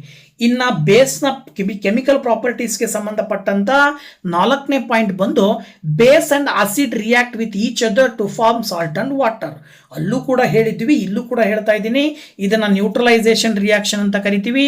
ಹೈಡ್ರೋಜನ್ ಕ್ಲೋರೈಡು ಮತ್ತೆ ಸೋಡಿಯಂ ಹೈಡ್ರಾಕ್ಸೈಡ್ ಅಂತಕ್ಕಂತಹ ಎರಡು, ಒಂದು ಆಸಿಡ್ ಇನ್ನೊಂದು ಬೇಸ್ನ ಮಧ್ಯೆ ರಿಯಾಕ್ಷನ್ ಆಗಿ ಸೋಡಿಯಂ ಕ್ಲೋರೈಡ್ ಅನ್ನೋ ಸಾಲ್ಟಿನ ಜೊತೆಗೆ H2O ವಾಟರ್ ಲಿಬರೇಟ್ ಆಗ್ತಕ್ಕಂಥದ್ದು, ಇದನ್ನ ನ್ಯೂಟ್ರಲೈಸೇಷನ್ ರಿಯಾಕ್ಷನ್ ಅಂತೇಳಿ ಕರಿತೀವಿ. ಓಕೆನಾ, ಇದಾದ್ಮೇಲೆ what do all acid and base has in common ಅಂದ್ರೆ ಆಸಿಡ್ ಮತ್ತು ಬೇಸಸ್ಗಳು ಎಲ್ಲವೂ ಕಾಮನ್ ಆಗಿರ್ತಕ್ಕಂಥದ್ದಕ್ಕೆ ಸಂಬಂಧಪಟ್ಟಾಗೆ ಹೇಳೋದಾದರೆ ಯಾವ ಪಾಯಿಂಟ್ಸು ಕಾಮನ್ ಆಗಿರ್ತವೆ. ಸೊ ಆಸಿಡ್ಸಿಗೆ ಸಂಬಂಧಪಟ್ಟಾಗೆ ಕೆಲವು ಪಾಯಿಂಟ್ಗಳನ್ನು ಹೇಳೋದಾದರೆ ಎಲ್ಲ ಆಸಿಡ್ಸ್ಗಳಲ್ಲೂ ಕಾಮನ್ ಆಗಿರುವ ಕೆಲವು ಲಕ್ಷಣಗಳನ್ನು ನೋಡೋದಾದರೆ ಆಲ್ ಟೈಪ್ ಆಫ್ ಆಸಿಡ್ಸ್ ಯಾವ H+ ಅಯಾನ್ಸ್. ಅದೇ ಬೇಸಸ್ಗೆ ಸಂಬಂಧಪಟ್ಟಾಗೆ ಆಲ್ ಟೈಪ್ ಆಫ್ ಬೇಸಸ್ ಯಾವ OH- ಅಯಾನ್ಸ್. ನಾವೇನು ಟೈಪ್ಸ್ ಆಫ್ ಆಸಿಡ್ಸ್ ಬೇಸಸ್ ನೋಡಿದೀವಲ್ವಾ, ಎಲ್ಲ ಟೈಪ್ ಆಫ್ ಆಸಿಡ್ಸ್ ಅಲ್ಲೂ H+ ಅಯಾನ್ಸ್ ಇದ್ರೆ ಎಲ್ಲ ಟೈಪ್ ಆಫ್ ಬೇಸಸ್ ಅಲ್ಲಿ OH- ಅಯಾನ್ಸ್ ಇರುತ್ತೆ. ಆಸಿಡ್ಸ್ ಅಲ್ಲಿ amount of H+ ion different in different acids, ಹಾಗೇನೆ ಬೇಸಸ್ ಅಲ್ಲಿ amount of OH- ions is different in different base ಅಂತ ಕರಿತೀವಿ. ಅಂದ್ರೆ ಕಾನ್ಸಂಟ್ರೇಟೆಡ್ ಆಸಿಡ್ ಅಲ್ಲಿ ಜಾಸ್ತಿ H+ ಅಯಾನ್ಸ್ ಇದ್ರೆ ಡೈಲ್ಯೂಟ್ ಆಸಿಡ್ ಅಲ್ಲಿ ಕಡಿಮೆ H+ ಅಯಾನ್ಸ್ ಇರ್ತವೆ. ಅದೇ ರೀತಿ ಕಾನ್ಸಂಟ್ರೇಟೆಡ್ ಬೇಸ್ ಅಲ್ಲಿ ಮ್ಯಾಕ್ಸಿಮಮ್ OH- ಅಯಾನ್ಸ್ ಇದ್ರೆ ಡೈಲ್ಯೂಟ್ ಬೇಸ್ ಅಲ್ಲಿ ಮಿನಿಮಮ್ OH- ಅಯಾನ್ಸ್ ಇರ್ತವೆ. ಇದು strong acid strong base, weak acid weak ಬೇಸ್ಗೂ ಕೂಡ ಇದೇ ಒಂದು ರೂಲ್ ಅಪ್ಲೈ ಆಗ್ತಕ್ಕಂಥದ್ದನ್ನು ನಾವು ನೋಡ್ತೀವಿ. ಇವು ಪ್ರಮುಖವಾಗಿರುವಂತಹ ಸಾಮಾನ್ಯವಾಗಿರುವಂತಹ ಎಲ್ಲ ಟೈಪ್ ಆಫ್ ಆಸಿಡ್ಗಳಲ್ಲಿರುವ ಲಕ್ಷಣಗಳು. ಇದ್ರ ಜೊತೆಗೆ ಇನ್ನೊಂದು ಪಾಯಿಂಟ್ ಬರುತ್ತೆ ಆಸಿಡಿಗೆ ಸಂಬಂಧಪಟ್ಟಾಗೆ, these H+ ions are responsible for the acidic strength of acid. ಯಾವುದೇ ಒಂದು ಆಸಿಡ್ಗೆ ಅಸಿಡಿಕ್ ಸ್ಟ್ರೆಂತ್ ಬರೋದೇ ಅದರಲ್ಲಿರುವ ನಂಬರ್ ಆಫ್ ಹೈಡ್ರೋಜನ್ ಅಯಾನ್ಸ್ ಎಷ್ಟಿದಾವೆ ಅನ್ನೋದ್ರ ಮೇಲೆ.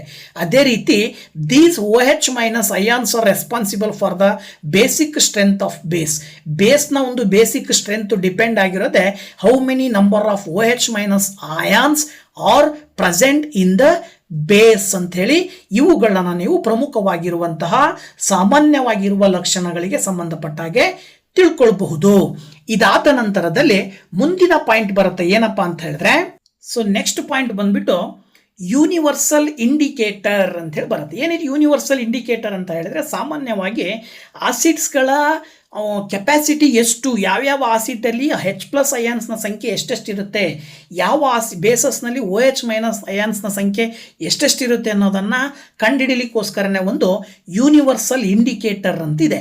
ಆ ಒಂದು ಯೂನಿವರ್ಸಲ್ ಇಂಡಿಕೇಟರ್ನ ನಾವಿಲ್ಲಿ ನೋಡೋದಾದರೆ, ಏನದು ಯೂನಿವರ್ಸಲ್ ಇಂಡಿಕೇಟರ್ ಅಂದರೆ, it is A mixture of several indicator and it shows different color at different concentration of hydrogen ions in a solution ಅಂತ ಕರಿತೀವಿ. and it is also called pH scale or pH indicator. ಏನು pH ಅಂತ ಹೇಳಿದ್ರೆ power of hydrogen ಅಥವಾ potential of hydrogen. ಈ ಒಂದು power of hydrogen ಎಷ್ಟು ಅನ್ನೋದ್ರ ಆಧಾರದ ಮೇಲೆ ಅದು ಆಸಿಡ್ ಅಥವಾ ಬೇಸ್ ಅನ್ನೋದನ್ನ ಇಂಡಿಕೇಟ್ ಮಾಡ್ತದೆ. It used to determine acidic and basic strength of acid and base. Acid and ಬೇಸಿನ ಸ್ಟ್ರೆಂತ್, ಅಸಿಡಿಕ್ ಸ್ಟ್ರೆಂತ್ ಎಷ್ಟು, ಬೇಸಿಕ್ ಸ್ಟ್ರೆಂತ್ ಎಷ್ಟು ಅನ್ನೋದನ್ನ ಡಿಟರ್ಮೈನ್ ಮಾಡ್ಲಿಕ್ಕೋಸ್ಕರನೇ ಯೂನಿವರ್ಸಲ್ ಇಂಡಿಕೇಟರ್ನ ಬಳಸ್ತೀವಿ. ಇದರ ರೇಂಜ್ ಬಂದ್ಬಿಟ್ಟು ಇದು ಒಂದು ಸ್ಕೇಲ್ ರೂಪದಲ್ಲಿರುತ್ತೆ. It ranges from 0 to 14 on a pH scale ಅಂತ ಕರಿತೀವಿ. ಇದರಲ್ಲಿ substance has a pH value less than 7, then it is called acidic in nature ಅಂತ ಹೇಳ್ತೀವಿ.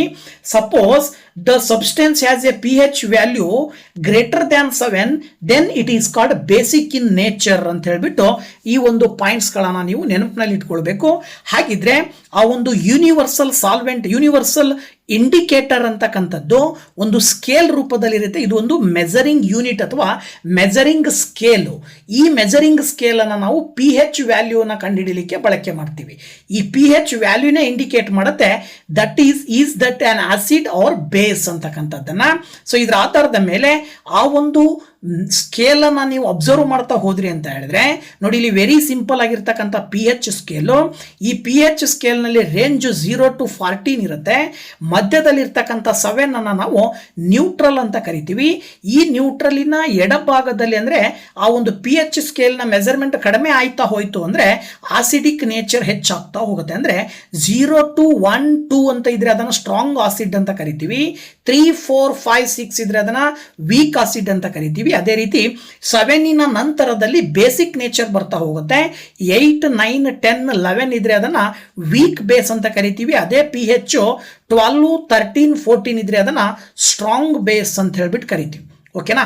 ಸೊ ಇದು ಈ ಒಂದು ಅಸಿಡಿಕ್ ನೇಚರ್ ಅಂತಕ್ಕಂಥದ್ದು ಹೇಗೆ ವರ್ಕ್ ಮಾಡುತ್ತೆ ಅಂತಕ್ಕಂಥದ್ದನ್ನ ನೀವು ನೋಡ್ತಾ ಹೋಗೋದಾದ್ರೆ ನೋಡಿ, ಇಲ್ಲಿ ಸಾಮಾನ್ಯವಾಗಿ 0ದಿಂದ ಪ್ರಾರಂಭ ಆಗಿ 14 ತನಕ ಎಂಡ್ ಆಗೋದ್ರ ಒಳಗಡೆ ಆ ಒಂದು ಕಲರ್ಸ್ ಅನ್ನ ನೀವು ಅಬ್ಸರ್ವ್ ಮಾಡ್ತಾ ಹೋದ್ರೆ 0 ಅಂತಕ್ಕಂಥದ್ದು ರೆಡ್ ಕಲರ್ ಅನ್ನ ಹೊಂದಿದೆ.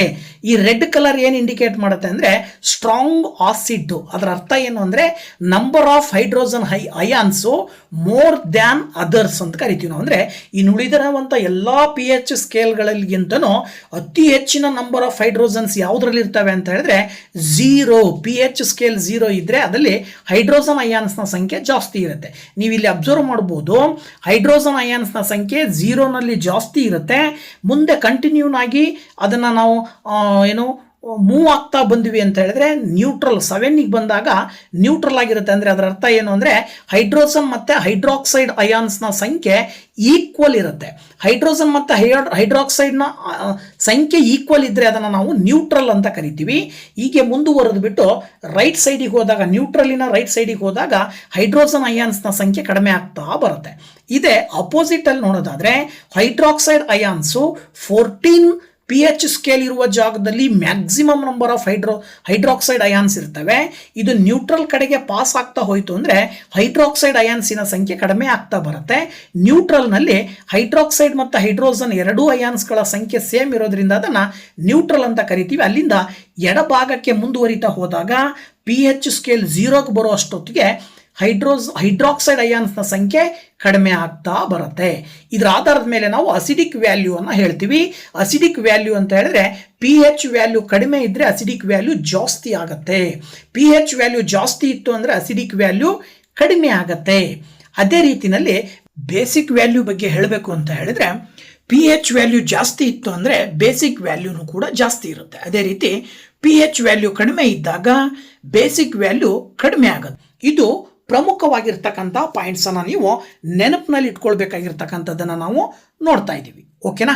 ಸೊ ಇದಾದ ಮೇಲೆ importance of pH in every day life. ನಮ್ಮ ದಿನನಿತ್ಯ ಜೀವನದಲ್ಲಿ pH ನ ವ್ಯಾಲ್ಯೂ ಏನು, ಯಾವ್ದ್ಯಾವ್ದು ಬಳಕೆ ಮಾಡ್ತೀವಿ ಅನ್ನೋದಕ್ಕೆ ಸಂಬಂಧಪಟ್ಟ ಹಾಗೆ ಪಾಯಿಂಟ್ಗಳನ್ನು ನೋಡ್ತಾ ಹೋದ್ರೆ, ಒಂದನೇ point plant and animal are sensitive to pH change ಅಂತ ಕರೀತಾರೆ. ಅಂದರೆ ನಮ್ಮ ದೇಹದ, ಉದಾಹರಣೆಗೆ ನಮ್ಮ ದೇಹವನ್ನೇ ತಗೊಂಡ್ರೆ ನಮ್ಮ ದೇಹದ pH ರೇಂಜು 7.0ದಿಂದ 7.8 ಅಲ್ಲಿ ಇರುತ್ತೆ. ಆ ರೇಂಜಲ್ಲೇ ನಮ್ಮ ದೇಹದಲ್ಲಿ ಕೆಲಸ ನಡೀತಾ ಇರುತ್ತೆ, ಆಕ್ಟಿವಿಟೀಸ್ ನಡೆಯೋದೆ 7.0ದಿಂದ 7.8ನ ಮಧ್ಯದಲ್ಲಿ ಇದ್ದಾಗ. When pH of acid water is less than 5.6 it occurs acid rain. ಮಳೆ ಬರುವ ಸಂದರ್ಭದಲ್ಲಿ ಮಳೆಯ ನೀರಿನಲ್ಲಿ pH ರೇಂಜು 5.6ಗಿಂತ ಕಡಿಮೆ ಇತ್ತು ಅಂದರೆ ಅದನ್ನು ನಾವು ಆಸಿಡ್ ರೇನ್ ಅಂತ ಹೇಳ್ಬಿಟ್ಟು ಕೂಡ ಹೇಳ್ತೀವಿ. ಇನ್ನೊಂದು ಪಾಯಿಂಟು, ಅದೇ ಆಸಿಡ್ ರೇನಿಂದಾಗಿ ಅಕ್ವೆಟಿಕ್ ಲೈಫ್ನ ಒಂದು ಡಿಫಿಕಲ್ಟಿಯನ್ನು ನೋಡ್ತೀವಿ. ಇದರಿಂದಾಗಿ ಏನಾಗುತ್ತೆ ಅಂದರೆ ಮಳೆ ನೀರು ಆಸಿಡ್ ಆಗಿದ್ದಾಗ ಭೂಮಿಯ ಮೇಲೆ ಅಂದರೆ ಎಸ್ಪೆಷಲಿ ಜಲಚರ ಪ್ರಾಣಿಗಳ ಮೇಲೆ ಹೆಚ್ಚಿನ ಪರಿಣಾಮವನ್ನು ಬೀರಿ ಹಲವಾರು ಕಾಯಿಲೆಗಳಿಗೆ ಕಾರಣವಾಗುವಂಥ ಸಾಧ್ಯತೆಗಳು ಇರ್ತವೆ. ಇನ್ನು ಎರಡನೇ ಪಾಯಿಂಟ್ ಹೇಳೋದಾದರೆ, the pH of soil for the growth of plant. ಸಸ್ಯಗಳು ಬೆಳವಣಿಗೆಯನ್ನು ಹೊಂದಬೇಕು, ಸಸ್ಯಗಳು ಚೆನ್ನಾಗಿ ಗ್ರೋತ್ ಆಗಬೇಕು ಅಂದ್ರೂ pH ರೇಂಜಿನ ಮೇಲೆ ಡಿಪೆಂಡ್ ಆಗಿರುತ್ತೆ. ಮಣ್ಣಿನ pH ರೇಂಜು ಏನಾಗಿರುತ್ತೆ ಅಂದರೆ plant require A specific pH range of soil for there healthy growth ಅಂತ ಕರಿತೀವಿ. ಸಸ್ಯಗಳು ಸರಿಯಾದ ರೀತಿಯ ಬೆಳವಣಿಗೆಯನ್ನು ಹೊಂದಬೇಕೆಂದರೆ ಒಂದು ಸ್ಪೆಸಿಫಿಕ್ ಆಗಿರುವ pH ರೇಂಜ್ ಇರಬೇಕಾಗತ್ತೆ. ನಮ್ಮ ದೇಹದ ಒಳಗಡೆ ಡೈಜೆಷನ್ ಪ್ರೋಸೆಸ್ ನಡಿಬೇಕು ಅಂದ್ರೂ, ಆಹಾರ ಡೈಜೆಸ್ಟ್ ಆಗಬೇಕು ಅಂತ ಹೇಳಿದ್ರು ಕೂಡ ಅಲ್ಲೂ ಕೂಡ ಹೈಡ್ರೋಕ್ಲೋರಿಕ್ ಆಸಿಡ್ಡಿನ ಒಂದು ಪ್ರೊಡಕ್ಷನ್ ಆಗಬೇಕಾಗತ್ತೆ. ಆ ಹೈಡ್ರೋಕ್ಲೋರಿಕ್ ಆಸಿಡ್ನ ಪ್ರೊಡಕ್ಷನ್ನಿಂದಾಗಿ ಡೈಜೆಷನ್ ಪ್ರೋಸೆಸ್ಸು ಚೆನ್ನಾಗಿ ನಡೀತದೆ. ಸೊ ಇದರಲ್ಲೂ ಕೂಡ pH ರೇಂಜು ಕೆಲಸ ಮಾಡ್ತಾ ಇದೆ ಅಂತಕ್ಕಂಥದ್ದನ್ನು ನಾವು ತಿಳ್ಕೊಳ್ಬೋದು. It helps. Okay, and then pH change cause of tooth decay ಅಂತ ಕರಿತೀವಿ. ಅಂದರೆ ನಮ್ಮ ಹಲ್ಲಿನ pH ಸ್ಕೇಲ್ ಏನಾದರೂ ಕಡಿಮೆ ಆಯ್ತಾ ಬಂತು ಅಂತ ಹೇಳಿದ್ರೆ, ಅಂದರೆ ಲೋಯರ್ ದ್ಯಾನ್ 5.5ಗೆ ಬಂತು ಅಂದರೆ ಅಸಿಡಿಕ್ ಆಗ್ತವೆ ನಮ್ಮ ಹಲ್ಲುಗಳು. ಇದರಿಂದಾಗಿ ನಮ್ಮ ಹಲ್ಲುಗಳು ಕೊಳೆತು ಹೋಗುವ ಸಾಧ್ಯತೆಗಳು ಕೂಡ ಇರ್ತವೆ. ಹಾಗಾಗಿ ನಮ್ಮ ಹಲ್ಲಿನ pH ಸ್ಕೇಲ್ pH ರೇಂಜನ್ನು ಯಾವಾಗಲೂ 5.5ಗಿಂತ ಜಾಸ್ತಿ ಇಟ್ಕೊಂಡಿರಬೇಕಾಗತ್ತೆ. ಇದರ ಜೊತೆಗೆ self defence by animal and plant through chemical warfare ಅಂತ ಕರಿತೀವಿ ನಾವು. ಅಂದರೆ ಇಲ್ಲಿ ಉದಾಹರಣೆಗೆ ಕೆಲವು ಕೀಟಗಳೇನು ಮಾಡ್ತವೆ, ಬೇರೊಂದು ಜೀವಿಯ ದೇಹದ ಮೇಲೆ ಕೂತು ಕಚ್ಚುತ್ತವೆ. ಹಾಗೆ ಕಚ್ಚೋದ್ರ ಮುಖಾಂತರ ತಮ್ಮಲ್ಲಿ ಫಾರ್ಮೇಷನ್ ಆಗುವ ಆಸಿಡನ್ನು ಬಿಟ್ಟು ಹೋಗೋದ್ರ ಮೂಲಕವಾಗಿ ಆ ಒಂದು ಫೇರ್ ವಾರನ್ನು ಉಂಟು ಮಾಡೋದ್ರ ಮೂಲಕ ಆ ಜೀವಿಗಳು ತಮ್ಮ ಒಂದು ಜೀವನವನ್ನು ನಡೆಸ್ತಕ್ಕಂಥದ್ದು. ಉದಾಹರಣೆಗೆ ಹನಿ ಬಿ ಆಗಿರ್ಬೋದು, ಆ್ಯಂಟ್ ಆಗಿರ್ಬೋದು, ಇವುಗಳ ಸ್ಟ್ರಿಂಗ್ನಿಂದಾಗಿ ಆಸಿಡ್ ರಿಲೀಸ್ ಆಗುತ್ತೆ. ಅದನ್ನು ಮೆಥೆನೋಯಿಕ್ ಆಸಿಡ್ ಅಂತ ಕರಿತೀವಿ, ಫಾರ್ಮಿಕ್ ಆಸಿಡ್ ಅಂತ ಕರಿತೀವಿ. ಇವುಗಳು ಏನು ಮಾಡ್ತವೆ ಅಂತ ಹೇಳಿದ್ರೆ ನಮ್ಮ ಒಂದು ಚರ್ಮಕ್ಕೆ ಪೇನನ್ನು ಉಂಟು ಮಾಡ್ತವೆ. ಅಂದರೆ ಬರ್ನಿಂಗ್ ಪೇನ್ ಅಂತ ಕರಿತೀವಿ ನಾವು ಅದನ್ನು.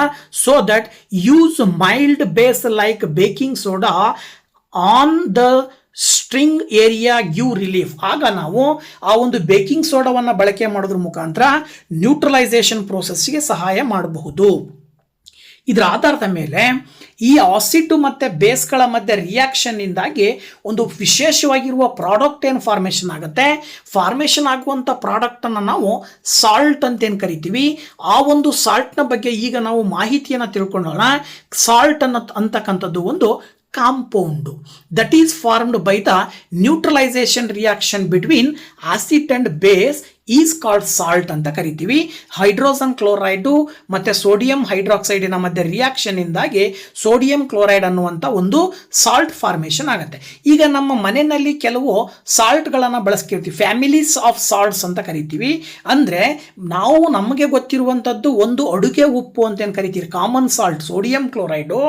ಇಂತಹ ಹಲವಾರು ಸಾಲ್ಟ್ಗಳನ್ನು ನಾವು ನೋಡ್ಬೋದು. ಆ ಎಲ್ಲ ಸಾಲ್ಟ್ಗಳು ಕೂಡ ಸಾಲ್ಟಿ ಟೇಸ್ಟನ್ನು ಹೊಂದಿದ್ದು ಆಸಿಡ್ ಮತ್ತು ಬೇಸಸ್ಗಳ ರಿಯಾಕ್ಷನ್ನಿಂದಾಗಿ ಫಾರ್ಮೇಷನ್ ಆದಂಥ ಪ್ರಾಡಕ್ಟ್ ಆಗಿರ್ತದೆ. ಹಲವಾರು ಸಾಲ್ಟ್ಗಳನ್ನು ನಾವು ನೋಡ್ಬೋದು. ಸೋಡಿಯಂ ಕ್ಲೋರೈಡು, ಇನ್ನೊಂದು ಪೊಟ್ಯಾಷಿಯಂ ಕ್ಲೋರೈಡು. ಇವುಗಳನ್ನು ನಾವು ಕ್ಲೋರೈಡ್ ಸಾಲ್ಟ್ ಅಂತ ಕರಿತೀವಿ. ಇವುಗಳನ್ನು ಏನು ಸೋಡಿಯಂ ಕ್ಲೋರೈಡ್ ಮತ್ತು ಪೊಟ್ಯಾಷಿಯಂ ಕ್ಲೋರೈಡ್ ಎರಡನ್ನು ಕ್ಲೋರೈಡ್ ಸಾಲ್ಟ್ ಅಂತಕ್ಕಂಥ ಒಂದು ಫ್ಯಾಮಿಲಿನಲ್ಲಿ ಹೇಳ್ಬೋದು. ಇಂಥ ಹಲವಾರು ಸಾಲ್ಟ್ ಫ್ಯಾಮಿಲೀಸನ್ನು ನಾವು ಎಕ್ಸಾಂಪಲ್ಗಳಾಗಿ ಕೊಡ್ಬೋದು. ಇನ್ನು ಸಾಲ್ಟಿನ pH ರೇಂಜ್ ಎಷ್ಟು? ಆಸಿಡ್ಡಿನ pH range less than 7, ಬೇಸ್ನ pH range more than 7, ಸಾಲ್ಟಿನ pH range neutral ಅಂದರೆ ಈಕ್ವಲ್ ಟು 7 ಇರಬೇಕು. ಯಾವ ಒಂದು ಆಬ್ಜೆಕ್ಟ್, ಯಾವ ಒಂದು ಕೆಮಿಕಲ್ಲಿನ pH ರೇಂಜ್ 7 ಇರುತ್ತೋ ಅದನ್ನು ನಾವು ಸಾಲ್ಟ್ ಅಂತ ಕರಿತೀವಿ. ಅಂದರೆ ನ್ಯೂಟ್ರಲ್ ಸಾಲ್ಟಿನ pH value 7, both strong acid and strong base ಅಂತ ಕರಿತೀವಿ ನಾವು. ಗೊತ್ತಾಯ್ತಲ್ವಾ? ಅದೇ ಅಸಿಡಿಕ್ ಸಾಲ್ಟ್ ಆಗಿದ್ರೆ ಸಾಲ್ಟಲ್ಲೇ ಮತ್ತೆ ಅಸಿಡಿಕ್ ನೇಚರ್ ಹೊಂದಿರೋದಿದ್ರೆ ಅದು ಪಿ ಎಚ್ ವ್ಯಾಲ್ಯೂ ಏನಾಗಿರುತ್ತೆ, <7 ಆಗಿರುತ್ತೆ. ಅದರಲ್ಲಿ ಸ್ಟ್ರಾಂಗ್ ಆಸಿಡ್ ಇರ್ಬೋದು ಅಥವಾ ವೀಕ್ ಬೇಸ್ ಇರ್ಬೋದು. ಅದೇ ರೀತಿ ಬೇಸಿಕ್ ಸಾಲ್ಟ್ ಅನ್ನು ನಾವು ನೋಡ್ತೀವಿ. ಬೇಸಿಕ್ ಸಾಲ್ಟಿನ ಒಂದು ಪಿ ಎಚ್ ವ್ಯಾಲ್ಯೂ ಏನಾಗಿರುತ್ತೆ, <7 ಇರುತ್ತೆ. ಈ ಬೇಸಿಕ್ ಸಾಲ್ಟ್ ಅಲ್ಲಿ both weak acid and strong base ಅನ್ನು ನಾವು ನೋಡ್ತೀವಿ. ಸಾಲ್ಟ್ನ ಪಿ ಎಚ್ ರೇಂಜ್ ಏನಿರುತ್ತೆ ಅನ್ನೋದನ್ನ ನೀವೀಗ ನೋಡ್ತಾ ಇದ್ದೀರಾ. ಓಕೆನಾ.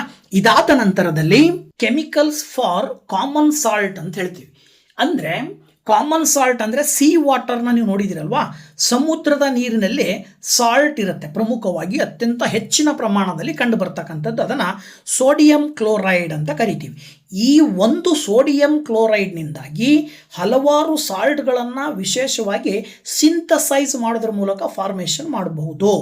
ಅಂತ ಹಲವಾರು ಸಾಲ್ಟ್ಗಳನ್ನು ತಯಾರು ಮಾಡಿ ಆ ಸಾಲ್ಟ್ಗಳಿಂದ ಹಲವು ಉಪಯೋಗಗಳನ್ನು ನಾವು ಪಡ್ಕೊಳ್ಳುವಂತಹ ಸಾಧ್ಯತೆಗಳಿದ್ದಾವೆ.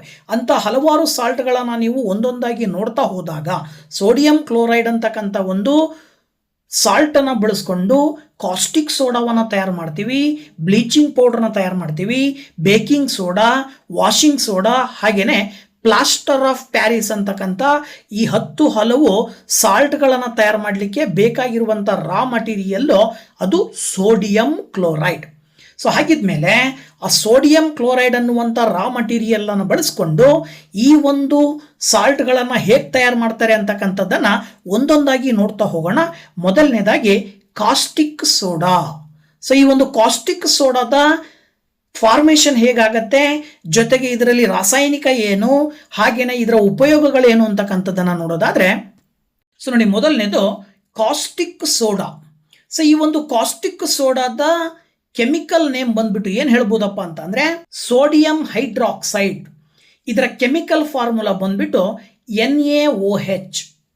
ಈ ಒಂದು ಸೋಡಿಯಂ ಹೈಡ್ರಾಕ್ಸೈಡನ್ನು ಹೇಗೆ ಫಾರ್ಮೇಷನ್ ಮಾಡ್ಬೋದು ಅಂದರೆ, when electricity is passed through water solution, ನೀರಿನ ಒಂದು ನೀರಿನ ದ್ರಾವಣಕ್ಕೆ ಸೋಡಿಯಂ ಕ್ಲೋರೈಡನ್ನು ಒಳಗೊಂಡಂಥ ನೀರಿನ ದ್ರಾವಣಕ್ಕೆ ಎಲೆಕ್ಟ್ರಿಸಿಟಿಯನ್ನು ಪಾಸ್ ಮಾಡಿದ ತಕ್ಷಣವೇ ಅಲ್ಲಿ ಏನಾಗುತ್ತೆ, ಡಿಕಾಂಪೋಸ್ ಆಗಿ ಸೋಡಿಯಂ ಹೈಡ್ರಾಕ್ಸೈಡ್ ಅನ್ನುವಂಥ ಒಂದು ಕಾಂಪೌಂಡ್ ಫಾರ್ಮೇಷನ್ ಆಗುತ್ತೆ.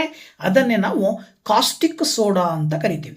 ಈ ಒಂದು ಕಾಸ್ಟಿಕ್ ಸೋಡಾವನ್ನು ಫಾರ್ಮೇಷನ್ ಮಾಡುವ ಪ್ರೋಸೆಸ್ಸನ್ನೇ ನಾವು ಕ್ಲೋರ್ ಆಲ್ಕಲಿ ಪ್ರೋಸೆಸ್ ಅಂತ ಹೇಳ್ಬಿಟ್ಟು ಕರಿತೀವಿ. ಅದರ ಹೆಸರು ಕ್ಲೋರ್ ಆಲ್ಕಲಿ ಪ್ರೋಸೆಸ್. ಓಕೆನಾ. ಸೊ ಹಾಗಿದ್ಮೇಲೆ ಇದರ ಫಾರ್ಮುಲಾ, ಕೆಮಿಕಲ್ ಫಾರ್ಮುಲಾ ಬಂದು NaCl ಪ್ಲಸ್ H2O ಮಾಡಿದ್ರೆ 2NaOH plus Cl2 plus H2 ಅಂತಕ್ಕಂಥದ್ದು ರಿಯಾಕ್ಷನ್ನಿನ ನಂತರದಲ್ಲಿ ಫಾರ್ಮೇಷನ್ ಆಗುವಂಥ ಕಾಂಪೌಂಡು. ಈ ರಿಯಾಕ್ಷನ್ನಿನ ನಂತರದಲ್ಲಿ ಫಾರ್ಮೇಷನ್ ಆಗುವ ಕಾಂಪೌಂಡಲ್ಲಿ ಸೋಡಿಯಂ ಹೈಡ್ರಾಕ್ಸೈಡ್ NaOH ಅನ್ನೋದನ್ನು ನೀವು ನೆನ್ಪಿಟ್ಕೊಳ್ಬೇಕು, ಕಾಸ್ಟಿಕ್ ಸೋಡಾದ ಕೆಮಿಕಲ್ ಫಾರ್ಮುಲಾ. ಓಕೆ. ಸೊ ಇದಾದ ನಂತರದಲ್ಲಿ ಇದೇ ಕಾಸ್ಟಿಕ್ ಸೋಡಾದ ಉಪಯೋಗಗಳನ್ನು ನೀವು ನೋಡ್ತಾ ಹೋಗೋದಾದ್ರೆ, it used to make soaps and detergents and also it used to paper manufacturing and it is used in oil refining and also it used in PVC manufacture, also used in preparation of the pesticides ಅಂತ ಹೇಳಿ ಕರಿತೀವಿ ನಾವು. ಅಂದರೆ ಇಲ್ಲಿ pesticide ಆಗೂ ಬಳಕೆ ಮಾಡ್ತಾರೆ, soap and detergent ತಯಾರು ಮಾಡಲಿಕ್ಕೂ ಬಳಕೆ ಮಾಡ್ತಾರೆ, ಪೇಪರ್ ತಯಾರು ಮಾಡುವಂಥ ಸಂದರ್ಭದಲ್ಲೂ ಕೂಡ ಬಳಕೆ ಮಾಡ್ತಾರೆ, ಹಾಗೆ ಆಯಿಲ್ ರಿಫೈನಿಂಗ್ ಮಾಡಬೇಕಾದಾಗೂ ಕೂಡ ಬಳಕೆ ಮಾಡ್ತಕ್ಕಂಥದ್ದು. ಇಂಥ ಹಲವು ಉಪಯೋಗಗಳಲ್ಲಿ ಈ ಒಂದು ಕಾಸ್ಟಿಕ್ ಸೋಡಾವನ್ನು ಬಳಸ್ತಾರೆ. ಇದಾದ ನಂತರದಲ್ಲಿ ನೆಕ್ಸ್ಟ್ ಇನ್ನೊಂದು ಸಾಲ್ಟ್ ಬಂದ್ಬಿಟ್ಟು ಬ್ಲೀಚಿಂಗ್ ಪೌಡರ್. ಈ ಬ್ಲೀಚಿಂಗ್ ಪೌಡರಿನ ಕೆಮಿಕಲ್ ಫಾರ್ಮುಲಾ CaOCl2 ಅಂತ ಕರಿತೀವಿ. ಇದನ್ನು ಕೂಡ ಕ್ಲೋರಿನ್ ಗ್ಯಾಸನ್ನು ಪಾಸ್ ಮಾಡೋದ್ರ ಮೂಲಕ, ಯೂಸ್ ಮಾಡೋದ್ರ ಮೂಲಕ ನಾವು ಬ್ಲೀಚಿಂಗ್ ಪೌಡರನ್ನು ಮ್ಯಾನುಫ್ಯಾಕ್ಚರ್ ಮಾಡ್ತೀವಿ. ಓಕೆನಾ. ಸೊ ಇಲ್ಲಿ when chlorine gas is passed over dry slaked lime, dry slaked ಲೈಮ್ಗೆ ಕ್ಲೋರಿನ್ ಗ್ಯಾಸನ್ನು ಪಾಸ್ ಮಾಡಿದಾಗ ಅಲ್ಲಿ ಏನಾಗುತ್ತೆ, ಕ್ಯಾಲ್ಸಿಯಂ ಆಕ್ಸಿ ಹೈಡ್ರಾಕ್ಸೈಡ್ ಫಾರ್ಮೇಷನ್ ಆಗುತ್ತೆ. ಈ ಕ್ಯಾಲ್ಸಿಯಂ ಆಕ್ಸಿ ಕ್ಲೋರೈಡ್ ಫಾರ್ಮೇಷನ್ ಆಗುತ್ತೆ. ಈ ಕ್ಯಾಲ್ಸಿಯಂ ಆಕ್ಸಿ ಕ್ಲೋರೈಡನ್ನೇ ನಾವು ಬ್ಲೀಚಿಂಗ್ ಪೌಡರ್ ಅಂತ ಹೇಳ್ಬಿಟ್ಟು ಕರಿತೀವಿ. ನೋಡಿ, CaOH ಟ್ವೈಸ್ಗೆ ಪ್ಲಸ್ ಕ್ಲೋರಿನ್ ಅನ್ನು ಆ್ಯಡ್ ಮಾಡಿದ್ರಿ ಅಂದರೆ, ಪಾಸ್ ಮಾಡಿದ್ರಿ ಅಂದರೆ CaOCl2, CaOH ಟ್ವೈಸನ್ನು ನಾವು ಡ್ರೈ ಸ್ಲ್ಯಾಕ್ಡ್ ಲೈಮ್ ಅಂತ ಕರಿತೀವಿ. ಈ ಡ್ರೈ ಸ್ಲ್ಯಾಕ್ಡ್ ಲೈಮ್ಗೆ ಕ್ಲೋರಿನ್ ಪಾಸ್ ಮಾಡಿದಾಗ ಕ್ಯಾಲ್ಸಿಯಂ ಆಕ್ಸಿ ಕ್ಲೋರೈಡ್ ಫಾರ್ಮೇಷನ್ ಆಗುತ್ತೆ. That is called bleaching powder. Okay. So ಈ ಒಂದು ಬ್ಲೀಚಿಂಗ್ ಪೌಡರನ್ನು ಕೂಡ ಬೇರೆ ಬೇರೆ ಸಂದರ್ಭಗಳಲ್ಲಿ ಉಪಯೋಗವನ್ನು ಮಾಡ್ತಕ್ಕಂಥ ಅದರ ಉಪಯೋಗವನ್ನು ಪಡ್ಕೊಳ್ತಾ ಇದ್ದೀವಿ. ಎಲ್ಲೆಲ್ಲಪ್ಪ ಅಂತ ಹೇಳಿದ್ರೆ, ಒಂದನೇದು ಇಂಡಸ್ಟ್ರೀಸ್ಗಳಲ್ಲಿ ಕಾಟನ್ ಅಂಡ್ ಲೈನನ್ ಬಟ್ಟೆಗಳನ್ನು ತಯಾರು ಮಾಡುವಂತಂದ್ರೆ ಬ್ಲೀಚಿಂಗ್ ಮಾಡಲಿಕ್ಕೋಸ್ಕರ ಈ ಒಂದು ಬ್ಲೀಚಿಂಗ್ ಪೌಡರನ್ನು ಬಳಕೆ ಮಾಡ್ತಾರೆ ಇಂಡಸ್ಟ್ರಿಗಳಲ್ಲಿ. ಇನ್ನು ಇದ್ರ ಜೊತೆಗೆ ಪೇಪರ್ ಮ್ಯಾನುಫ್ಯಾಕ್ಚರ್ ಮಾಡಬೇಕಾದ್ರೂ ಕೂಡ ಬ್ಲೀಚಿಂಗ್ ಪೌಡರನ್ನು ಬಳಕೆ ಮಾಡ್ಕೊಳ್ತಾರೆ. ಹಾಗೇನೆ bleaching wood pulp in paper ಫ್ಯಾಕ್ಟರಿಗಳಲ್ಲಿ ವುಡ್ ಪಲ್ಪಿಗೆ ಬ್ಲೀಚಿಂಗ್ ಮಾಡುವ ಸಂದರ್ಭದಲ್ಲಿ ಈ ಒಂದು ಬ್ಲೀಚಿಂಗ್ ಪೌಡರನ್ನು ಇಲ್ಲೂ ಕೂಡ ಬಳಕೆ ಮಾಡ್ತಾರೆ. ಇದ್ರ ಜೊತೆಗೆ ಆಕ್ಸಿಡೈಸಿಂಗ್ ಏಜೆಂಟ್ ಇನ್ ಕೆಮಿಕಲ್ ಇಂಡಸ್ಟ್ರಿಗಳಲ್ಲಿ ಕೆಲವು ರಾಸಾಯನಿಕಗಳನ್ನು ನಡೆಸಲಿಕ್ಕೋಸ್ಕರ ಆಕ್ಸಿಡೈಸಿಂಗ್ ಏಜೆಂಟ್ ಆಗಿ ಬಳಕೆ ಮಾಡ್ತದೆ. ಹಾಗೆಯೇ ಇನ್ನೊಂದು ಕೆಲಸ, used for disinfecting drinking water, drinking ವಾಟರನ್ನು ಡಿಸ್ಇನ್ಫೆಕ್ಟಿಂಗ್ ಮಾಡಲಿಕ್ಕೋಸ್ಕರನೂ ಬ್ಲೀಚಿಂಗ್ ಪೌಡರನ್ನು ಬಳಕೆ ಮಾಡ್ತಕ್ಕಂಥದ್ದನ್ನು ನಾವು ನೋಡ್ತಾ ಇದ್ದೀವಿ. ಇಂಥ ಹಲವಾರು ಉಪಯೋಗಗಳಿಗಾಗಿ ಬ್ಲೀಚಿಂಗ್ ಪೌಡರನ್ನು ಬಳಕೆ ಮಾಡ್ತಾರೆ. ಇದಾದ ನಂತರದಲ್ಲಿ ನೆಕ್ಸ್ಟ್ ಬರುವಂತಹ ಮತ್ತೊಂದು ಸಾಲ್ಟು ಬೇಕಿಂಗ್ ಸೋಡಾ. ಸೊ ಈ ಬೇಕಿಂಗ್ ಸೋಡಾದ ಕೆಮಿಕಲ್ ಫಾರ್ಮುಲಾ NaHCO3 ಅಂತ ಕರಿತೀವಿ. ಸೋಡಿಯಂ ಹೈಡ್ರೋಜನ್ ಕಾರ್ಬೋನೇಟ್ ಅಂತ ಹೇಳಿ ಕೂಡ ಇದರ ಹೆಸರು. ಇದರಲ್ಲಿ ಹೇಗೆ ತಯಾರು ಮಾಡ್ತಾರೆ ಅಂತ ಹೇಳಿದ್ರೆ, ಕಾರ್ಬನ್ ಡೈಆಕ್ಸೈಡ್ ಅನ್ನ ಅಮೋನಿಯಾಗೆ ಪಾಸ್ ಮಾಡಿದಾಗ ನೋಡಿ, carbon dioxide and ammonia passes through a concentrated solution of sodium chloride. Sodium ಕ್ಲೋರೈಡ್ಗೆ ಅಮೋನಿಯಾ ಮತ್ತು ಕಾರ್ಬನ್ ಡೈಆಕ್ಸೈಡ್ ಅನ್ನು ಪಾಸ್ ಮಾಡಿದಾಗ ಬೇಕಿಂಗ್ ಸೋಡಾ ಫಾರ್ಮೇಷನ್ ಆಗುತ್ತೆ. NaClಗೆ H2O ಮತ್ತು ಕಾರ್ಬನ್ ಡೈಆಕ್ಸೈಡಿನ ಜೊತೆಗೆ ಅಮೋನಿಯಾ NH3 ಅನ್ನು ಆ್ಯಡ್ ಮಾಡಿದ್ರಿ ಅಂದರೆ NH3Cl ಅನ್ನುವಂಥ ಸಾಲ್ಟಿನ ಜೊತೆಗೆ NaHCO3 ಅನ್ನುವಂಥ ಒಂದು ಬೇಕಿಂಗ್ ಸೋಡಾ ಅಂದರೆ ಸೋಡಿಯಂ ಹೈಡ್ರೋಜನ್ ಕಾರ್ಬೋನೇಟ್ ಫಾರ್ಮೇಷನ್ ಆಗುತ್ತೆ. ಇದನ್ನೇ ನಾವು ಬೇಕಿಂಗ್ ಸೋಡಾ ಅಂತ ಹೇಳ್ಬಿಟ್ಟು ಕರಿತೀವಿ. ಇಂತಹ ಒಂದು ಬೇಕಿಂಗ್ ಸೋಡಾವನ್ನು ಎಲ್ಲಿ ಬಳಕೆ ಮಾಡ್ತಾರೆ ಅಂತಕ್ಕಂಥದ್ದನ್ನು ನಾವು ನೋಡೋದಾದರೆ, ಯಾವ್ಯಾವ ಸಂದರ್ಭಗಳಲ್ಲಿ ಬಳಕೆ ಮಾಡ್ತಾರೆ? ಸಾಮಾನ್ಯವಾಗಿ ಅಡುಗೆ ಸೋಡಾ ಅಂತೇಳಿ ಕರಿತೀವಿ ಇದನ್ನು. ಬೇಕಿಂಗ್ ಸೋಡಾವನ್ನು ನಮ್ಮ ಮನೆಗಳಲ್ಲಿ ಅಡುಗೆ ಮಾಡಲಿಕ್ಕೆ ಈ ಒಂದು ಬೇಕಿಂಗ್ ಸೋಡಾವನ್ನು ಬಳಕೆ ಮಾಡ್ತಾರೆ. ಇಂಥ ಹಲವು ಉಪಯೋಗಗಳನ್ನು ಒಂದೊಂದಾಗಿ ನೋಡ್ತಾ ಹೋಗೋದಾದರೆ, it is use in making cold drinks ತಯಾರು ಮಾಡಲಿಕ್ಕೆ ಬೇಕಿಂಗ್ ಸೋಡಾ ಬಳಸ್ತಾರೆ. ಜೊತೆಗೆ ಫೈರ್ ಎಕ್ಸ್ಟಿಂಗ್ವಿಷರ್ನಲ್ಲೂ ಕೂಡ ಬೇಕಿಂಗ್ ಸೋಡಾವನ್ನು ಬಳಕೆ ಮಾಡ್ತಾರೆ. ಹಾಗೆಯೇ ಇಂಗ್ರೀಡಿಯೆಂಟ್ಸ್ ಆಫ್ ಆಂಟಾಸಿಡ್ ಅನ್ನು ತಯಾರು ಮಾಡುವಂಥ ಇಂಗ್ರೀಡಿಯೆಂಟ್ಸ್ ಅಲ್ಲೂ ಕೂಡ ಈ ಒಂದು ಬೇಕಿಂಗ್ ಸೋಡಾವನ್ನು ಬಳಕೆ ಮಾಡ್ತಕ್ಕಂಥದ್ದನ್ನು ನಾವು ನೋಡ್ತೀವಿ. ಇದರ ಜೊತೆಗೆ ಬೇಕಿಂಗ್ ಪೌಡರ್ ಮನೆಯಲ್ಲಿ ಬಳಸ್ತೀವಲ್ವ, ಅಡಿಗೆ ಸೋಡಾ, ಅಡುಗೆ ಸೋಡಾವನ್ನು ತಯಾರು ಮಾಡೋದು ಕೂಡ ಬೇಕಿಂಗ್ ಸೋಡಾದಿಂದ. ಓಕೆನಾ? ನೋಡಿ ಇಲ್ಲಿ, how does baking powder made? Baking ಪೌಡರನ್ನು ಹೇಗೆ ತಯಾರು ಮಾಡ್ತಾರೆ ಅಡುಗೆ ಸೋಡಾವನ್ನು? ನೋಡಿ ಇಲ್ಲಿ ಏನು ಮಾಡ್ತಾರೆ ಅಂದರೆ, when tartaric acid is added in to baking soda then it converted in to baking powder. Baking ಸೋಡಾಗೆ ಟಾರ್ಟಾರಿಕ್ ಆಸಿಡನ್ನು ಹಾಕಿದಾಗ ಅದು ಏನಕ್ಕೆ ಕನ್ವರ್ಟ್ ಆಗುತ್ತೆ? ಬೇಕಿಂಗ್ ಪೌಡರ್ ಆಗಿ ಕನ್ವರ್ಟ್ ಆಗುತ್ತೆ. ಅದನ್ನು ನಾವು ಬ್ರೆಡ್ಡು, ಕೇಕ್ಸನ್ನು ಮತ್ತು ಸಾಫ್ಟ್ ತಯಾರು ಮಾಡಲಿಕ್ಕೆ ಸಾಮಾನ್ಯವಾಗಿ ಬೇಕರಿಗಳಲ್ಲಿ ಸಾಫ್ಟ್ ಅಂಡ್ ಸ್ಪಾಂಜಿ ಆಗಿರುವ ಬ್ರೆಡ್ಸ್ ಮತ್ತು ಕೇಕ್ಸನ್ನು ತಯಾರು ಮಾಡಲಿಕ್ಕೆ ಬೇಕಿಂಗ್ ಪೌಡರ್ನ ಬಳಸ್ತಾರೆ. ನೆಕ್ಸ್ಟ್ ಬರುವಂಥದ್ದು ಇನ್ನೊಂದು ಸಾಲ್ಟು ವಾಷಿಂಗ್ ಸೋಡಾ. ಸೊ ಈ ಒಂದು ವಾಷಿಂಗ್ ಸೋಡಾವನ್ನು ಎಲ್ಲಿ ಬಳಕೆ ಮಾಡ್ತಾರೆ? ಈ ವಾಷಿಂಗ್ ಸೋಡಾದ ಕೆಮಿಕಲ್ ನೇಮ್ ಏನು ಅಂತಕ್ಕಂಥದ್ದನ್ನು ಸಂಬಂಧಪಟ್ಟಾಗಿ ನೋಡೋದಾದರೆ, we know that sodium carbonate can be obtained by heating baking soda. Baking ಸೋಡಾವನ್ನು ಹೀಟ್ ಮಾಡಿದ್ದೀವಿ ಅಂದರೆ ಸೋಡಿಯಂ ಕಾರ್ಬೋನೇಟ್ ಫಾರ್ಮೇಷನ್ ಆಗುತ್ತೆ, Na2CO3. ಇದನ್ನೇ ನಾವು ವಾಷಿಂಗ್ ಸೋಡಾ ಅಂತ ಕರಿತೀವಿ. ಈಗ ತಾನೇ ಹಿಂದೆ ನಾವು ಬೇಕಿಂಗ್ ಸೋಡಾ ಬಗ್ಗೆ ತಿಳ್ಕೊಂಡಿವಲ್ವಾ? ಆ ಬೇಕಿಂಗ್ ಸೋಡಾವನ್ನು ಹೀಟ್ ಮಾಡಿದ್ರಿ ಅಂದ ತಕ್ಷಣ ಅದು ಏನಕ್ಕೆ ಕನ್ವರ್ಟ್ ಆಗುತ್ತೆ? ವಾಷಿಂಗ್ ಸೋಡಾ ಆಗಿ ಕನ್ವರ್ಟ್ ಆಗುತ್ತೆ. ಓಕೆನಾ? So baking soda is sodium carbonate containing 10 molecules of water of crystallisation ಅಂತ ಹೇಳ್ಬಿಟ್ಟು ಹೇಳ್ತೀವಿ ನಾವು. ಅಂದರೆ 10 ವಾಟರ್ ಮಾಲಿಕ್ಯೂಲ್ಸನ್ನು ಒಳಗೊಂಡಂಥ ಒಂದು ಸೋಡಿಯಂ ಕಾರ್ಬೋನೇಟ್ ಅಂದರೆ ತಪ್ಪಾಗಕ್ಕಿಲ್ಲ ವಾಷಿಂಗ್ ಸೋಡಾವನ್ನು. ಓಕೆನಾ? ಸೊ ಹಾಗಿದ್ಮೇಲೆ ಇಂತಹ ಒಂದು ವಾಷಿಂಗ್ ಸೋಡಾವನ್ನು ನಾವಿಲ್ಲಿ ನೋಡೋದಾದರೆ Na2CO3 ಪ್ಲಸ್ 10H2O ಮಾಡಿದರೆ Na2CO3 10H2O ಅಂತಕ್ಕಂಥದ್ದು ಏನು ವಾಷಿಂಗ್ ಸೋಡಾ ಇರುತ್ತೆ. ಸೊ ಹಾಗಿದ್ಮೇಲೆ ನೀವು ವಾಷಿಂಗ್ ಸೋಡಾದ ಕೆಮಿಕಲ್ ಫಾರ್ಮುಲಾ ಬರೀರಿ ಅಂದರೆ ನೀವು not only Na2CO3 but also Na2CO3 10H2O ಅಂತ ಬರೀಬೇಕಾಗತ್ತೆ. ಇದು ಏನಾಗಿರುತ್ತೆ ಅಂದರೆ ಸೋಡಿಯಂ ಕಾರ್ಬೋನೇಟ್ ಆಗಿರುತ್ತೆ. ಈ ಒಂದು ಸೋಡಿಯಂ ಕಾರ್ಬೋನೇಟನ್ನೇ ನಾವು ವಾಷಿಂಗ್ ಸೋಡಾ ಅಂತ ಹೇಳ್ಬಿಟ್ಟು ಕರಿತೀವಿ. ಗೊತ್ತಾಯ್ತಲ್ಲ? ಇದರ ಯೂಸಸ್ ಅನ್ನ ಒಂದೊಂದಾಗಿ ನಾವು ನೋಡ್ತಾ ಹೋಗೋಣ. ಸೊ ನೋಡಿ ಏನೇನು ಬರುತ್ತೆ ಉಪಯೋಗಗಳನ್ನು ನೋಡೋದಾದ್ರೆ, it is used in glass shop and paper industries. Glass ತಯಾರು ಮಾಡಲಿಕ್ಕೆ ಮತ್ತು ಪೇಪರ್ ತಯಾರು ಮಾಡಲಿಕ್ಕೆ ವಾಷಿಂಗ್ ಸೋಡಾವನ್ನು ಬಳಕೆ ಮಾಡ್ತಾರೆ. ಜೊತೆಗೆ ಇದನ್ನು ಕ್ಲೀನಿಂಗ್ ಏಜೆಂಟ್ ಆಗಿ ಮನೆಗಳಲ್ಲಿ ಬಳಕೆ ಮಾಡ್ತಾರೆ. And also it is used for removing hardness of water. ನೀರಿನ ಹಾರ್ಡ್ನೆಸ್ ಅಂದರೆ ನೀರಿನ ಗಡಸುತನವನ್ನು ತೆಗೆದು ಅದನ್ನು ಮೆದು ನೀರನ್ನಾಗಿ ಕನ್ವರ್ಟ್ ಮಾಡಿ ಅದನ್ನು ದಿನನಿತ್ಯದಲ್ಲಿ ಬಳಕೆ ಮಾಡಲಿಕ್ಕೆ ಬೇಕಾಗಿರುವ ನೀರನ್ನಾಗಿ ಬದಲಾವಣೆ ಮಾಡಲಿಕ್ಕೂ ಕೂಡ ವಾಷಿಂಗ್ ಸೋಡಾವನ್ನು ಬಳಕೆ ಮಾಡ್ತಾರೆ. ಇದಾದ ನಂತರದಲ್ಲಿ ನೆಕ್ಸ್ಟ್ ಬರುವಂಥ ಇನ್ನೊಂದು ಸಾಲ್ಟ್ ಯಾವುದಪ್ಪ ಅಂದರೆ ಅದು ಪ್ಲಾಸ್ಟರ್ ಆಫ್ ಪ್ಯಾರಿಸು. ಇದರ ಕೆಮಿಕಲ್ ಫಾರ್ಮುಲಾ CaSO4 12H2O ಅಂತ ಕರಿತೀವಿ.